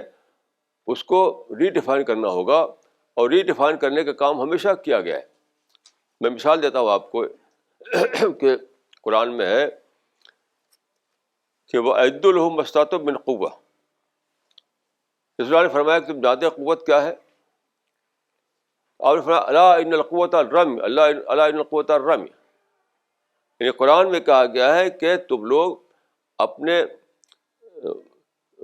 مخالفین کے مقابلے میں قوت فراہم کرو، طاقت فراہم کرو. اور حدیث میں کہا گیا ہے کہ طاقت کا مطلب کیا ہے؟ تیر مارنا، تیر مارنا، تیر مارنا. تو آج کوئی کرے گا اس کو کہ تیر کمان لے کر کے اپنے فوج کو مسلح کرے؟ اس سے کون کرتا ہے ایسا؟ آج کوئی دنیا کی کنٹری ایسا نہیں ہے، مسلم کنٹری، جو اپنی فوج کو تیر کمان سے مسلح کرے. تو وہاں انہوں نے ریڈیفائن کیا، اس حدیث کو ریڈیفائن کیا. تو حدیثوں کو ریڈیفائن کرنے کا کام سبھی لوگ کرتے ہیں، لیکن سلیکٹو سینس میں کرتے ہیں. کہیں کرتے ہیں، کہیں نہیں کرتے. میں کہتا ہوں کہ جس طرح سے آپ نے وہاں ریڈیفائن کیا، الا ان القوۃ الرمی کے اس میں ریڈیفائن کیا، کہ آج آپ معلوم ہے ترکی میں یہ پیش آ چکا ہے. ترکی میں ایسا ہوا کہ وہاں کے علماء جو ٹریڈیشنل علماء تھے، روایت پرست، انہوں نے کہہ دیا کہ نہیں، ہم تو وہی تلوار والی لڑائی لڑیں گے. بڑا ہنگامہ ہوا. آخر وہ فتویٰ دیا گیا کہ نہیں، ہم اس کو آج کے ہتھیار سے اپنی فوج کو مسلح کریں گے. تو چنانچہ وہاں کی فوج جو تھی ترکی کی، وہ اس کو ماڈرنائز کیا گیا. تو یہ جب آپ ریڈیفائن کرنے کے پرنسپل کو اپلائی کرتے ہیں دوسرے معاملات میں، یہاں پہ اپلائی کیجیے. تو بار میں یہ کہوں گا کہ جب جنگ پیش آ رہی تھی، جب اسلام کو مٹانے کے لیے لوگ تل گئے تھے، اس وقت اس کا اپلیکیشن وہ تھا. آج اپلیکیشن دوسرا ہے. آج دعوت کے راستے میں آپ کو ڈیڈیکیٹ کرنا ہے اپنے آپ کو، دعوت کے لیے اپنے آپ کو سیکریفائز دینا ہے، دعوت کے لیے اپنی انرجی کو خرچ کرنا ہے. یہ آج کے لحاظ سے ہوگا اس کا مطلب. This question is from Mr. Athar Shamsi from Delhi. Maulana, is criticism a blessing? Kindly explain. میں تو کہوں گا سپر بلیسنگ ہے، کیونکہ کرٹیسزم جو ہے وہی تو آپ کو بتاتی ہے کہ آپ کیسے اپنے کو ڈیکنڈیشن کریں. جیسے آئینہ ہے، آئینے میں آپ دیکھا اپنے چہرے کو، اور آئینے میں لگا کہ آپ کو یہاں پر ایک دھبا پڑ گیا ہے کسی چیز کا، تو آپ آئینے کو بہت ہی شکریہ ادا کرتے ہیں کہ اس نے بتا دیا، اور جلدی سے آپ کو صفائی کرتے ہیں اس کی. ایسی آپ کو جو کرٹیک ہے، جو ناقد ہے، اس کا شکریہ کرنا چاہیے کہ اس نے آپ کی ایک کمزوری کو بتایا. حضرت عمر نے کہا تھا کہ وہ رحم اللہ عمران اہدیٰ الیہ عیوبی،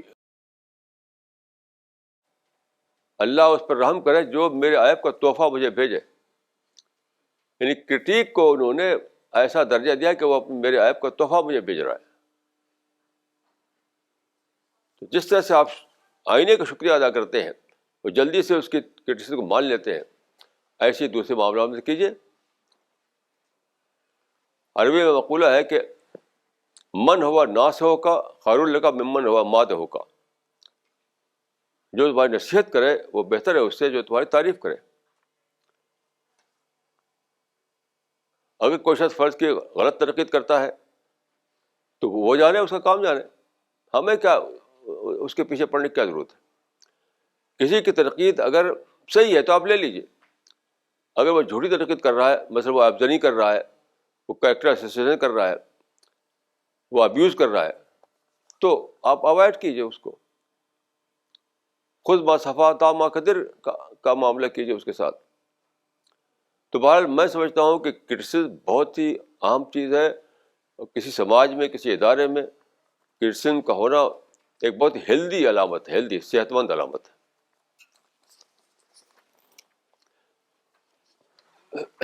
ہیلدی سائن ہے.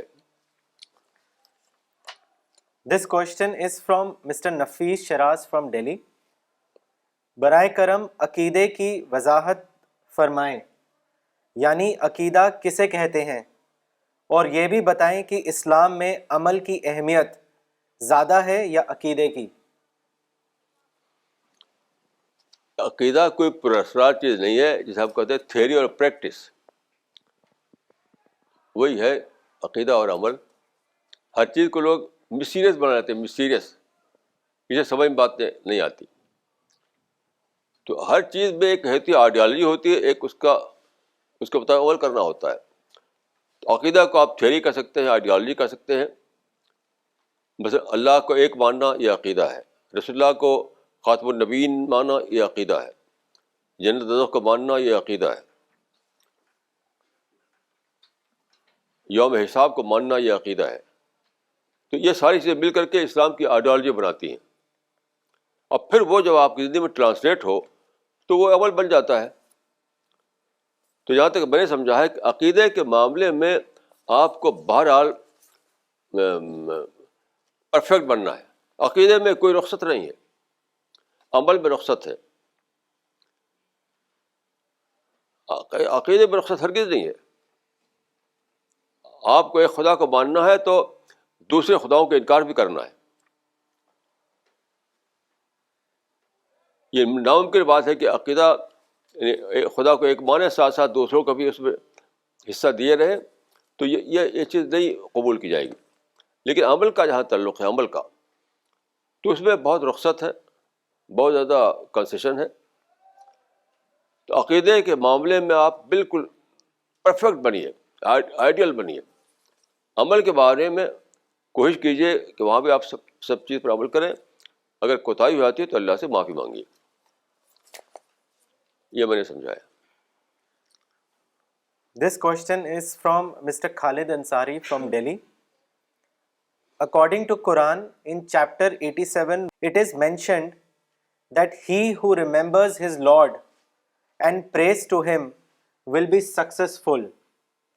Maulana, how can remembrance or prayer lead to purification? Could you explain this verse? And is there any role of mind in this reference? دیکھیے, ذکر اور عبادت کو لوگ فارم کے معنی میں لے لیتے ہیں. ذکر کا مطلب سمجھتے ہیں کہ اللہ اللہ اللہ اللہ اللہ اللہ کرنا. یہ ذکر نہیں ہے. ذکر کا تعلق اسپرٹ سے ہے, عبادت تعلق اسپرٹ سے ہے. تو جب آپ اسپرٹ کے ساتھ خدا کو یاد کریں گے, دیٹ از ڈیکنڈیشننگ.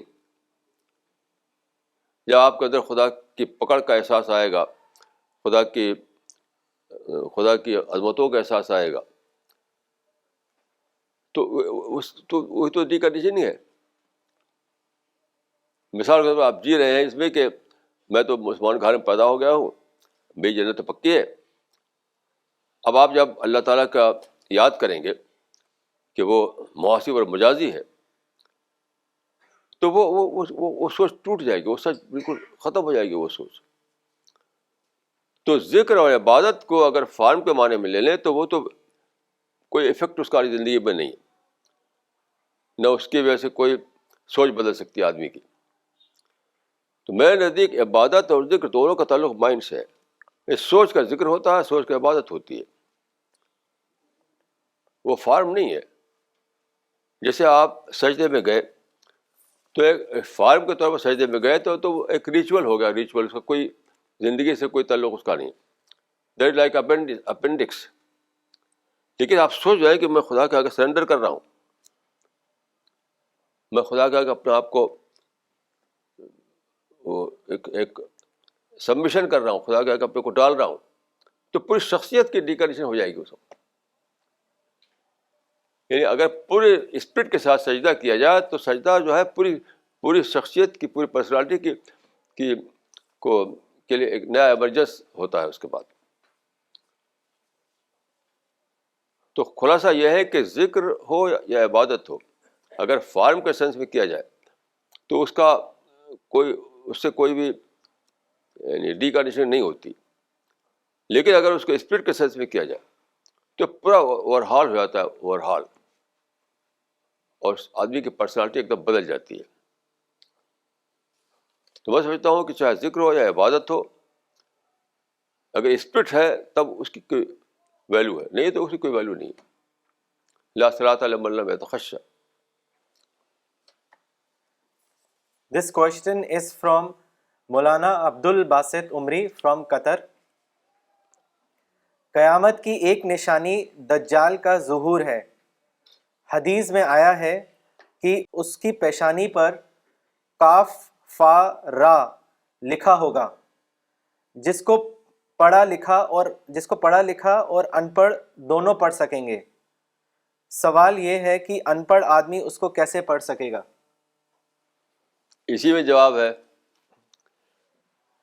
اگر سچ میں کاف فے رے لکھا ہو تو کیسے پڑھے گا ان پڑھ آدمی؟ اس کے معنی کہ وہ وہاں پر تمثیلی زبان میں ہے وہ بات کہ کاف فے لکھا ہوگا، یعنی لیٹر میں نہیں لکھا ہوگا. اس کے بعد اس کا انداز، اس کا بیہیویئر بول رہے ہوں کہ یہ دجال ہے. اس کی ہر چیز میں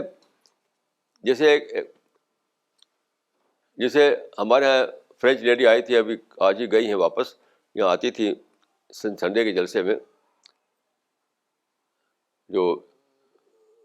جن کو میں لٹل لیڈی کہتا تھا. تو ان کا چہرہ دیکھیں ایک دم جیسے معصوم چہرہ، انوسینس کا ایک دم مینیفیسٹیشن تھی وہ، ایک دم انوسینٹ. ایک اور آدمی دیکھتے ہیں آپ، بالکل اس کے منہ سے نکلتا ہے کہ تو بالکل شریر ہے. بہت ہی اس کے چہرے سے، اس کے بیہیویئر سے، اس کے ٹون سے، اس کے ہر چیز سے لگتا ہے کہ بہت شریر آدمی ہے. یہ مطلب ہے اس کا. ورنہ اگر کاف فیرے لکھا ہوا لیٹر میں تو ان پڑھ کیسے پڑھے گا اس کو؟ کاف فیرے یعنی کا مطلب یہ ہے کہ اس کی پوری شخصیت جو ہے بتا رہی ہوگی کہ یہ تو بہت ہی یعنی ایول کا پیکر ہے، یہ تو برائی پھیلا رہا ہے. اس کا اسٹائل، اس کی لینگویج، اس کا لہجہ، اس کی پرسنالٹی، اس کے بیہیویئر، ہر چیز پکار رہی ہوگی کہ یہ دجالی آدمی ہے. یہ مطلب ہے. Why is the Quran so strict regarding zina? Is there forgiveness for this crime?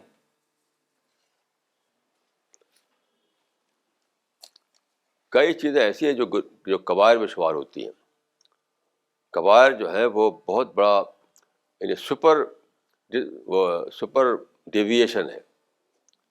اللہ تعالیٰ نے جو اللہ تعالیٰ کو جو سماج بنانا ہے، اس میں کچھ چیزیں کبائر کا درجہ رکھتی ہیں اور اس کی سخت سزا دی گئی ہے اس کے لیے. تو بہرحال یہ تو اللہ تعالیٰ کا جو ڈیوائن ویلیوز ہیں، ڈیوائن ویلیوز میں کا یہ معاملہ ہے کہ دوسری خاتون کو آپ ایک احترام کی نظر سے دیکھیں، دوسری خاتون کو آپ پاکیزہ نظر سے دیکھیں، دوسری خاتون کو آپ فرشتے کی نظر سے دیکھیں. یہ تو بالکل ورنہ وہ سماج کیا، وہ ہماری سماج ہوگا وہ. تو بعض کچھ چیزیں ایسی ہیں جو کبائر میں آتی ہیں، ان کے لیے معافی نہیں ہے، الا ہے کہ آدمی توبہ کرے. توبہ کے بعد ہر چیز معاف ہو جاتی ہے. توبہ نہیں کیا ہے تو پھر معافی نہیں کسی چیز کی. تو بہت کلیئر بات ہے. This question is from Mr. Zubair from Delhi. Maulana, how can you say that your translation of the Quran is accurate and correct? آپ کمپیئر کر کے دیکھ لیجیے. کوئی بھی ٹرانسلیشن آپ پاس ہوگا اسے کمپیئر کیجیے. In comparison that we understand. یہ بات وہ ہے جو کمپیئر سمجھ میں آتی ہے. آپ کوئی بھی قرآن لے لیجیے جو آپ کے پاس ہو ٹرانسلیشن، اس کمپیئر کر دیکھ لیجیے آپ. جیسے ایک مثال میں دوں گا آپ کو کہ وجاہدہم بہ جہادن کبیرہ، اور ان سے جہاد کرو قرآن کے ذریعے، بڑا جہاد. اور اس کا ترجمہ کچھ لوگوں نے کر دیا کہ فائٹ کرو، قرآن کے ذریعے فائٹ کرو. یہ صحیح ترجمہ ہو سکتا ہے؟ اس سے پہلے جو شعبانوں کا قصہ تھا تو اتنی دھوم مچی، وہ ایک غلط ٹرانسلیشن کا معاملہ تھا. وہ یعنی قرآن میں ایک لفظ ہے متاع، اس کا ٹرانسلیشن ہونا چاہیے پروویژن. انہوں نے ترجمہ کر دیا مینٹیننس. اسی پر چلتے ہوئے فتویٰ دیا تھا، فیصلہ دیا تھا اپنا. تو بیسیکلی کیا ہے، یا تو غلط ترجمے ہیں، یا کلیئرٹی نہیں ہے، یا ماڈرن ایڈیم میں نہیں ہے. آپ کو شک ہو تو آپ کمپیئر کر کے دیکھ لیجیے. This question is from Miss Razia from Delhi. If God has cast man in the lowest of the lows, then it means that man would invariably succumb to temptations. How can then man go against nature and learn to exercise restraint over his desires? دیکھیے یہی تو test ہے. اگر یہ بات نہ ہو تو test کس بات کا تھا؟ کیونکہ اللہ تعالیٰ نے ایک طرف انسان کو ڈال دیا ایسی دنیا میں جہاں ڈیزائر ہے، ٹیمپٹیشن ہے، شیطان کے بہکاوے ہیں. تو عقل بھی دی، عقل اتنی زبردست عقل دی انسان کو. جیسے میں نے عرض کیا کہ عقل سے انسان کیا کرتا ہے کہ بلین ایئرس پیچھے دیکھ سکتا ہے. بگ بینگ کب ہوا تھا؟ بلین ایئرس پہلے ہوا تھا، 15 بلین ایئرس پہلے. اور اس کی ریپلس اس نے دیکھ لیا، ریپلس کو جو واقعہ ہوا 15 بلین سال پہلے، تو اس کی ریپلس اس نے آج دیکھ لیا. اتنا بڑی عقل انسان کو دی گئی ہے. تو ٹیسٹ کے لیے رکھا اللہ تعالیٰ نے انسان کو ایسی دنیا میں جہاں ٹیمپٹیشن ہے، جہاں ڈیزائرز ہیں وغیرہ، لیکن ساتھ ساتھ اتنی بڑی عقل دے دی اس کو کہ وہ جان سکے، وہ کنٹرول کر سکے، وہ ڈسکور کر سکے باتوں کو، اپنی ڈی کنڈیشننگ یہ سب دماغ کو طاقت دے دیے. تو اس کو طاقت کا استعمال کیجیے. This question is from Mr. Riaz Ahmed from Delhi. بڑے بڑے صحابہ اور کیلفس بھی شہید ہوئے ہیں، سب نے دین کی خاطر قربانیاں دی ہیں، لیکن امام حسین ہی کو شہید اعظم کہا جاتا ہے. کیا یہ درست ہے؟ شہید کا لفظ ہی نہیں پہلے بولا جاتا تھا. بخاری میں ایک باب باقاعدہ ہے، باب کہ شہید مت کہو. بابا باقاعدہ باب ہے یہ کہ شہید مت کہو. چونکہ آپ دیکھیے تاریخ پڑھیں، آپ عربی کتابیں پڑھیں، آپ عمر شہید کہیں نہیں پائیں گے، آپ عثمان شہید کہیں نہیں لکھا رہے گا، حسین شہید بھی کہیں نہیں لکھا رہے گا پچھلی کتابوں میں. یہ تو آج کل کے ہنگامے کھڑے کیے گئے ہیں. یہ سب بیسیکلی یہ جو آیا ہے کولونیل پیریڈ، لوگوں کو جگانے بھڑکانے کے لیے کہ لڑو اور لوگوں کو شہید ہو جاؤ گے، یہ ہوگا وہ ہوگا. یہ شہید اعظم کا لفظ ہی بات کو استعمال ہوا، اس کا اسلام سے کوئی تعلق نہیں ہے. خود لفظ شہید بھی استعمال نہیں ہوا. یعنی کہیں بھی پچھلی کتابوں میں آپ دیکھیں، جو زمانے اول کتابیں ہیں، کہیں بھی کسی کو شہید نہیں لکھا ہوا ہے. حالانکہ سب لوگ، اتنے سارے لوگ مارے گئے. اب مجھے بتائیے کوئی ایک کتاب مجھے بتائی جہاں لکھا ہوا کہ عمر شہید.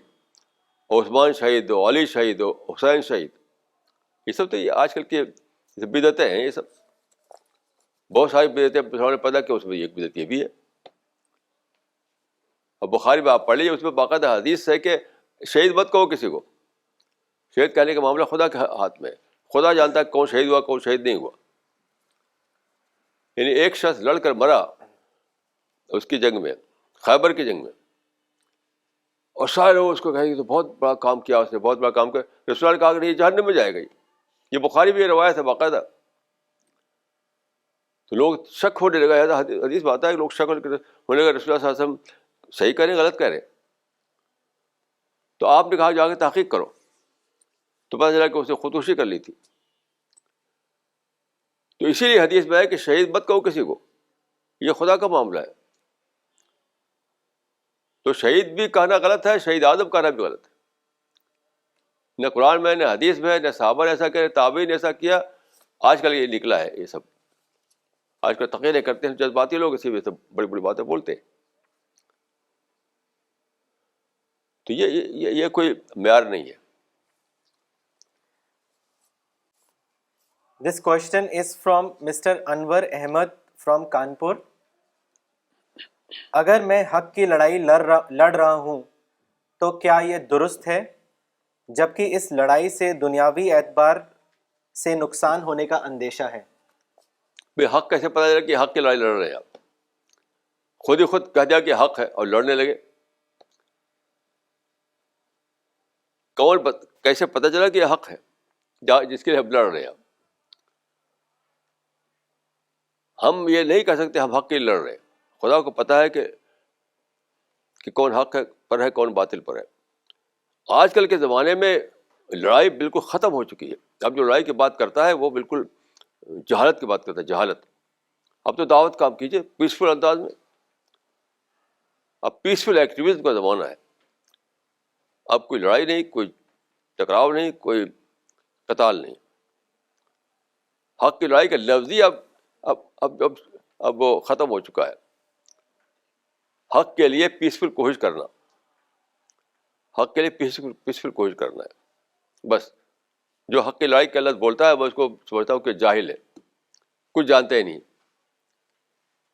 یہ زمانے میں اتنے مواقع کھل گئے ہیں پیسفل طریقے سے کام کرنے کے، تو اب لڑائی کس لیے کرتے ہیں؟ حق کے لیے پیسفل میتھڈ سے آپ کوشش کیجیے. لڑائی کیا ہے؟ لڑائی سے نفرتیں پیدا ہوتی ہیں، لڑائی سے وائلنس پیدا ہوتا ہے، لڑائی سے تشدد پیدا ہوتا ہے. پیسفل طریقے سے آپ کام کریں تو کچھ بھی نہیں، کوئی بات بگڑتی نہیں. تو بہرحال یہ زمانہ وہ ہے جب کہ آپ لڑائی کو بالکل ختم سمجھیے. اب تو صرف پیسفل طریقے سے کام کیجیے بس. مولانا ان کا دوسرا سوال ہے، تعلیم کے لیے چین تک جاؤ، یہاں پہ کس تعلیم کا ریفرنس ہے، دینی یا دنیاوی؟ دیکھیے دینی دنیا کی تقسیم بھی غلط ہے، میں اس کو صحیح نہیں مانتا. اطلب العلم ولو کان بالصین جو حدیث ہے، یہ کوئی یہ قوی حدیث نہیں ہے، لیکن معنی میں اس کو درست سمجھتا ہوں. یعنی سندن یہ صحیح نہیں مانی جاتی، علماء نے اس کو نہیں مانا ہے، لیکن معنی کا اعتبار درست ہے. علم سیکھو، علم سیکھو، علم سیکھو. اصل چیز علم دین اور دنیا کے اعتبار تقسیم نہیں ہے علم کی. یہ دنیا کا علم ہے، دین کا علم ہے.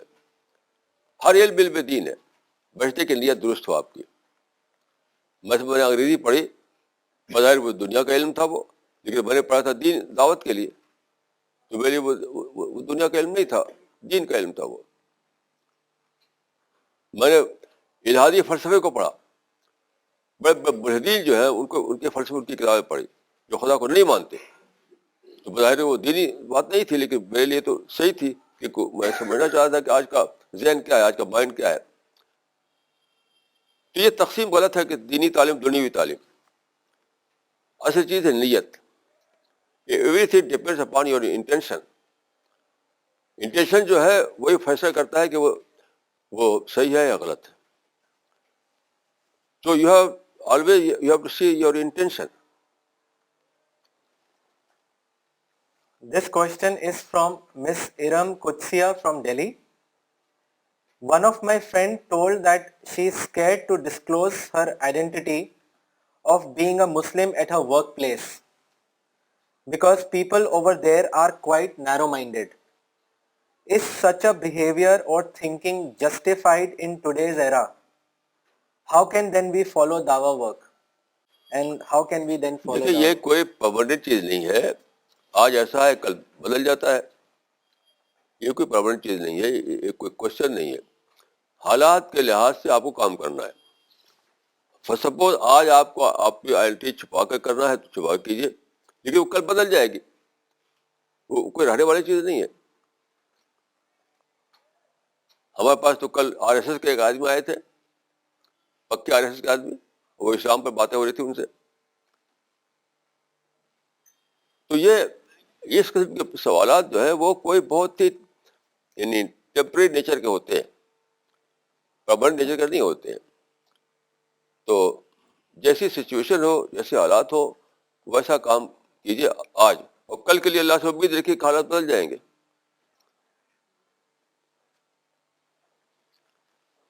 This question is from Mr. Shah Imran Hassan from Delhi.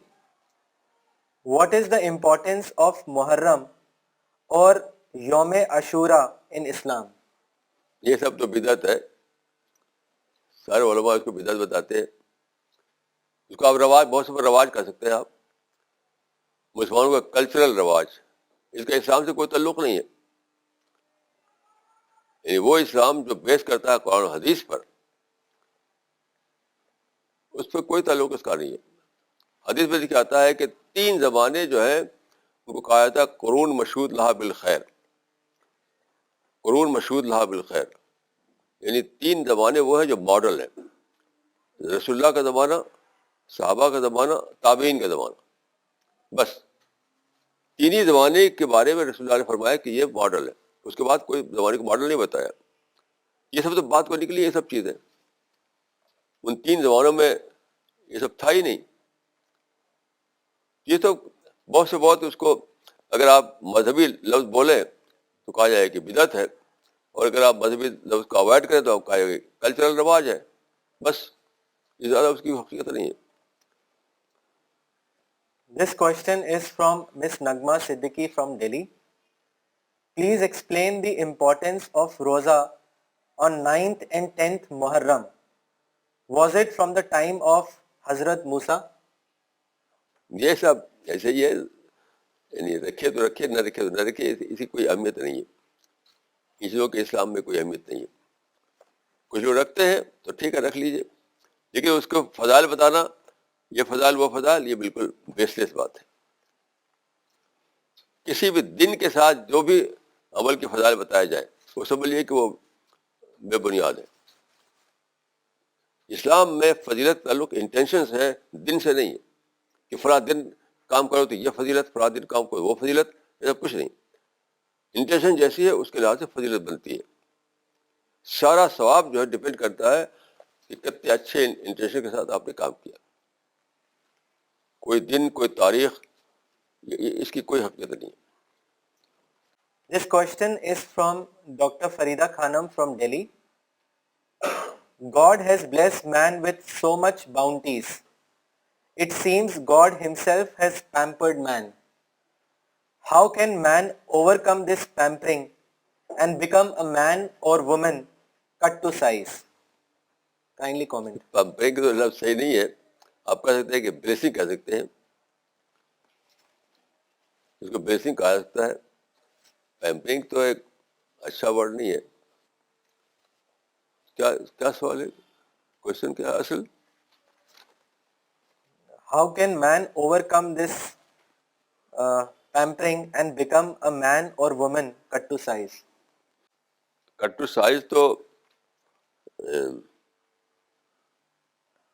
یعنی کٹ ٹو سائز کا مطلب یہ ہے کہ اپنی, یہ بہت اچھا لفظ ہے یہ کٹ ٹو سائز کا, یعنی اپنی حیثیت حقیقی تک پہنچ جانا.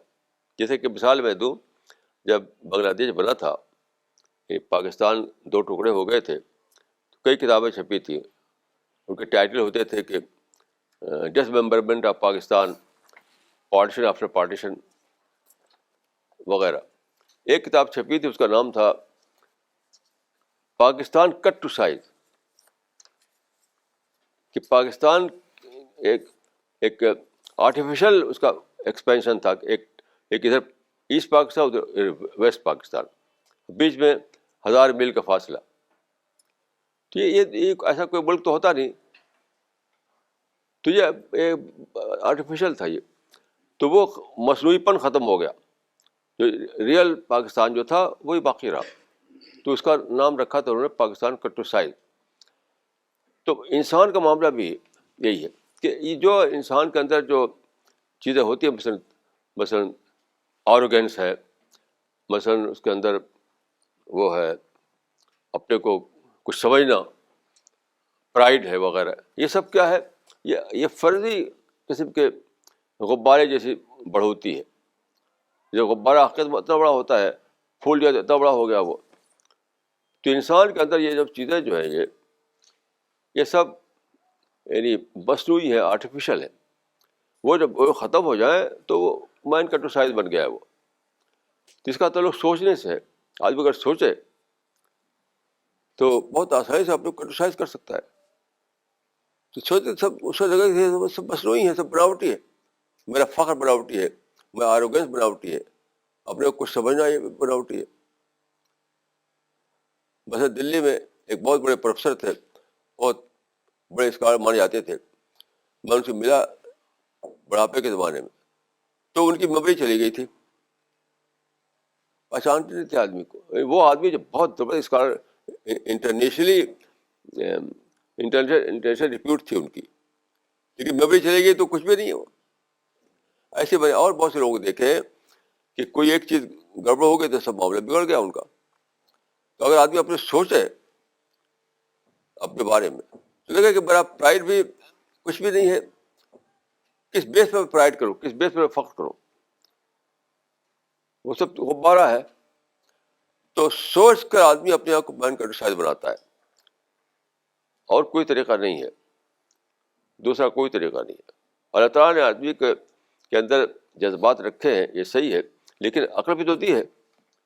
عقل سے اپنے جذبات کو اوور کم کر سکتا ہے، عقل سے اپنے جذبات کو کنٹرول کر سکتا ہے وہ. یہ یعنی عقل کو غالب کرنا جذبات کے اوپر، یہ ہے انسان کا test. This question is from Mr. Riaz Ahmed from Delhi.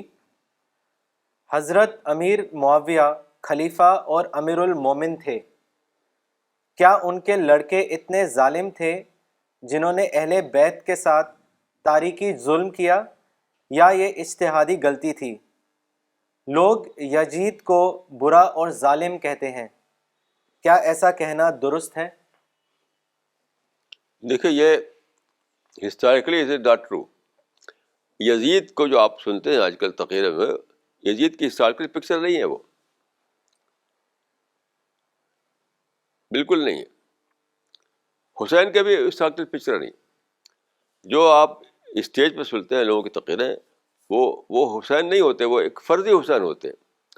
اور یزید جو سنتے ہیں وہی فرضی حسین، فرضی یزید ہوتا ہے وہ. یعنی ہسٹوریکل یزید اور ہے، ہسٹوریکل حسین بھی اور ہے. اس پہ میں نے لکھا ہے، میری کتاب ہے ظہور اسلام، اس کو آپ پڑھ لیجیے. یہ جو تقریریں کرنے والے ہوتے ہیں نا، اسٹیج پہ رہتے ہیں، جو تقریریں کرتے ہیں، وہ ایک فرضی تصویر بناتے ہیں.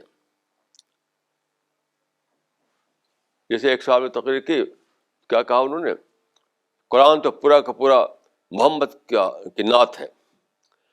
اب کیا یہ سب الفاظ ہے؟ صرف آریٹری ہے اور کچھ بھی نہیں. ریٹرک ہے، ریٹرک.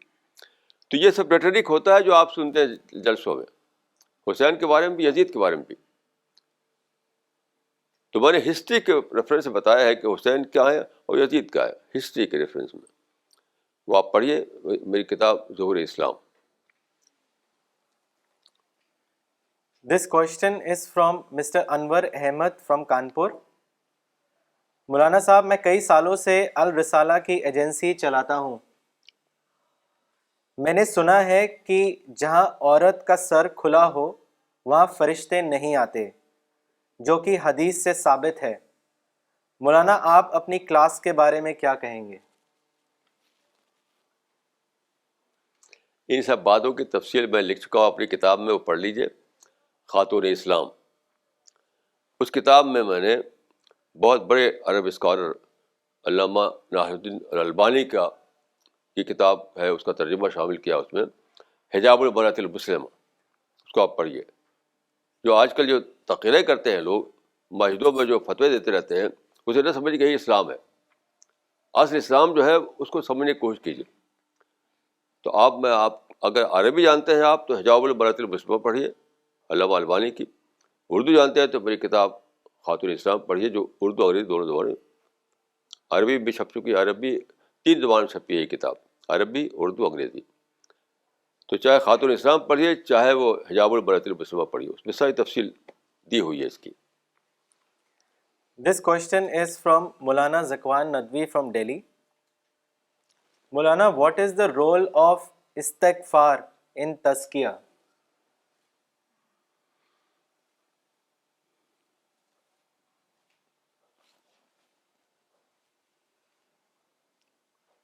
استغفار کے بغیر تزکیہ نہیں ہو سکتا ہے۔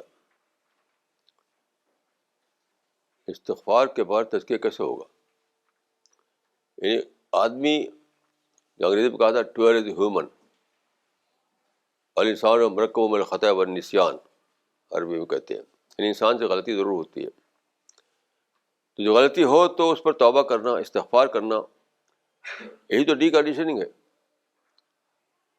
کیونکہ آدمی اس دنیا میں جب رہتا ہے تو بہرحال اس کی کنڈیشننگ ہوتی رہتی ہے، غلطیاں ہوتی رہتی ہیں۔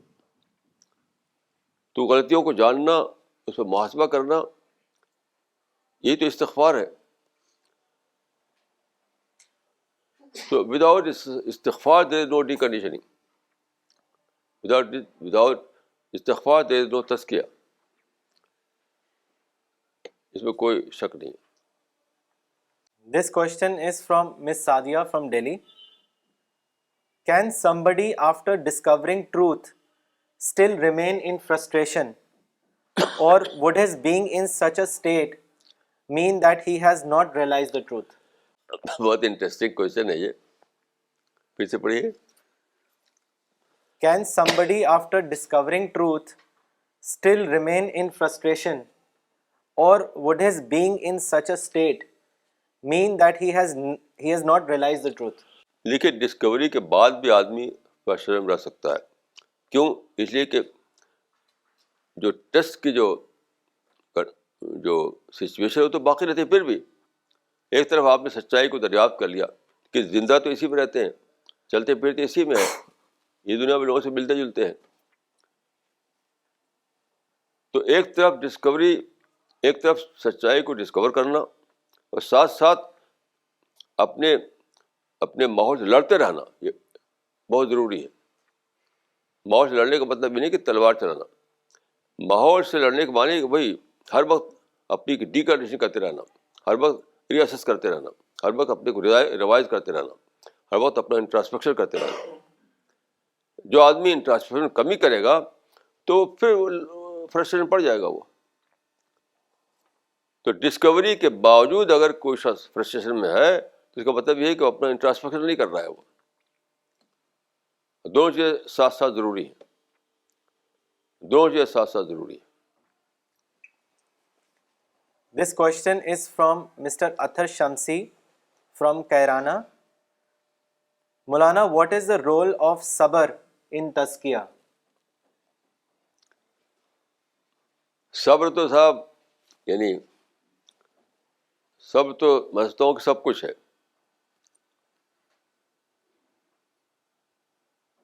صبر کے بغیر نہ نماز ہے سچی، نہ روزہ ہے سچا، نہ تزکیہ ہے، کچھ بھی نہیں ہو سکتا۔ کیونکہ ہم جو دنیا میں رہتے ہیں وہ ہر وقت ہمیں صبر ہی تو کرنا ہے۔ صبر نہ کرنے کی قیمت کیا ہے؟ نیگیٹو مائنڈ بن جانا۔ آج کی دنیا میں سارے مسلمان نیگیٹو بنے ہوئے ہیں۔ کیوں صبر نہیں کر پاتے؟ مثال کے طور پر ڈنمارک کے اخبار میں چھپ گیا ہے کارٹون اب لڑائی شروع ہو گئی, جھگڑا ہنگامہ شروع کر دیا. تو اس طرح کے واقعات ہر دن ہر صبح شام ہوتے رہتے ہیں جس میں ہم بھڑک اٹھتے ہیں. وہ ہوں گے, وہ کیسے نہیں ہوں گے. جب انسان کو آزادی ہے تو وہ کچھ نہ کچھ تو کرتا رہے گا, وہ تو کچھ نہ کچھ کرے گا. وہ تو خدا نے جب دنیا میں انسان کو آزاد بنایا ہے, دنیا میں امتحان والے ماحول یہاں پر ہیں, تو لازماً ایسا ہوگا کہ ایسی چیزیں پیش آئیں گی جو ہمارے لیے ان پلیزنٹ ہوگی, ہم کو پسند نہیں آئیں گی, ہم کو پرووک کریں گی, ہمارے جذبات کو بھڑکائیں گی. یہ تو ہوتا ہی ہوتا ہے. اس کو اوور کم کرنا, اس سے اوپر اٹھنا, تب جا کر آدمی پازیٹیو تھنکر بنے گا, تب جا کر آدمی اس قابل ہوگا کہ وہ تزکیہ کر سکے. تو یہ سب کچھ صبر ہے. صبر تو میں سمجھتا ہوں کہ ہر صبح شام کرنا ہے, ہر وقت صبر کرنا ہے. اسی لیے قرآن مجید میں دیکھیے, انما یوفی الصابرون اجرهم بغیر حساب. اس صبر پر اللہ تعالیٰ نے فرمایا کہ ان لمیٹڈ ریوارڈ دیا جائے گا. کسی اور پر نہیں کہا اس طریقے سے ان لمیٹڈ ریوارڈ, کیونکہ صبر تو بہت بڑی عبادت ہے. ہر وقت صبر کرنا ہے. صبر نہ کریں کہ آپ تو کیا کریں, ہر وقت غصے میں رہیں گے, ہر وقت آپ کے اندر نگیٹیوٹی آ جائے گی, ہر وقت آپ پرووک ہو جائیں گے, ہر وقت آپ بڑھ کے لڑنے لگیں گے, ہر وقت آپ ڈیویٹ کریں گے, ہر وقت ڈسٹریکشن ہوگا آپ کا. یہ سب ہوتا ہی ہوتا ہے. تو صبر تو سارے اعمال کے پیچھے ہے, صرف تزکیے کے پیچھے نہیں. صبر کے بغیر کوئی عمل انسان صحیح طریقے پر ادا نہیں کر سکتا ہے. صبر آپ کو یعنی یہ جو دنیا میں جو امتحان کی وجہ سے جو باتیں ہیں ان سے اوپر اٹھاتا ہے. یعنی صبر آپ کو, میں کہوں گا کہ آپ کو بگ برڈ تھنکر بناتا ہے. لوگ سمجھتے ہیں کہ صبر کوئی پیسیو چیز ہے, بزدلی کی بات ہے. نہیں, صبر تو سب سے بڑا پازیٹیو ویلیو ہے. صبر سب سے بڑی پازیٹیو ویلیو صبر ہے. صبر آپ کو بگ برڈ تھنکر بناتا ہے, حالات سے اٹھ کر سوچنا. جیسے آپ راستہ جا رہے ہیں, فرض کے وہاں کتے بھونکنے لگے, آپ بھی لگے ڈانٹ ڈپٹ لگانے اس کو, تو آپ نے ریئیکٹ کیا, یہ بے صبری ہے. آپ چلے جا رہے ہیں, تو آپ نے صبر کیا. تو بہترین فارمولہ ہے کہ کتے بھونکتے رہتے, ہاتھی چلتا رہتا ہے. تو ہاتھی کا طریقہ صبر کا طریقہ ہے. اور جو لوگ کتے کے بھونکنے پر خود بھی لگے بولنے, دوڑنے اس کے پیچھے, انہوں نے بے صبری کا طریقہ اختیار کیا. تو میں سمجھتا ہوں کہ صبر جو ہے سب سے بڑی عبادت ہے. صبر کا تعلق تمام آپ کے تمام سوچ سے ہے, تمام عمل سے ہے. صبر کے بغیر آپ اس دنیا میں کوئی بھی چیز میں کامیاب نہیں ہو سکتے. کسی بھی چیز میں بغیر صبر کی کامیابی ممکن نہیں ہے. Okay, we would like to tell everybody present here and also our online viewers that Maulana has written a new book titled The Prophet of Peace, which is published by Penguin. You can get this book from Al Risala bookstore. Alternatively, you may get it from Good Word Books website or Penguin website. Thank you.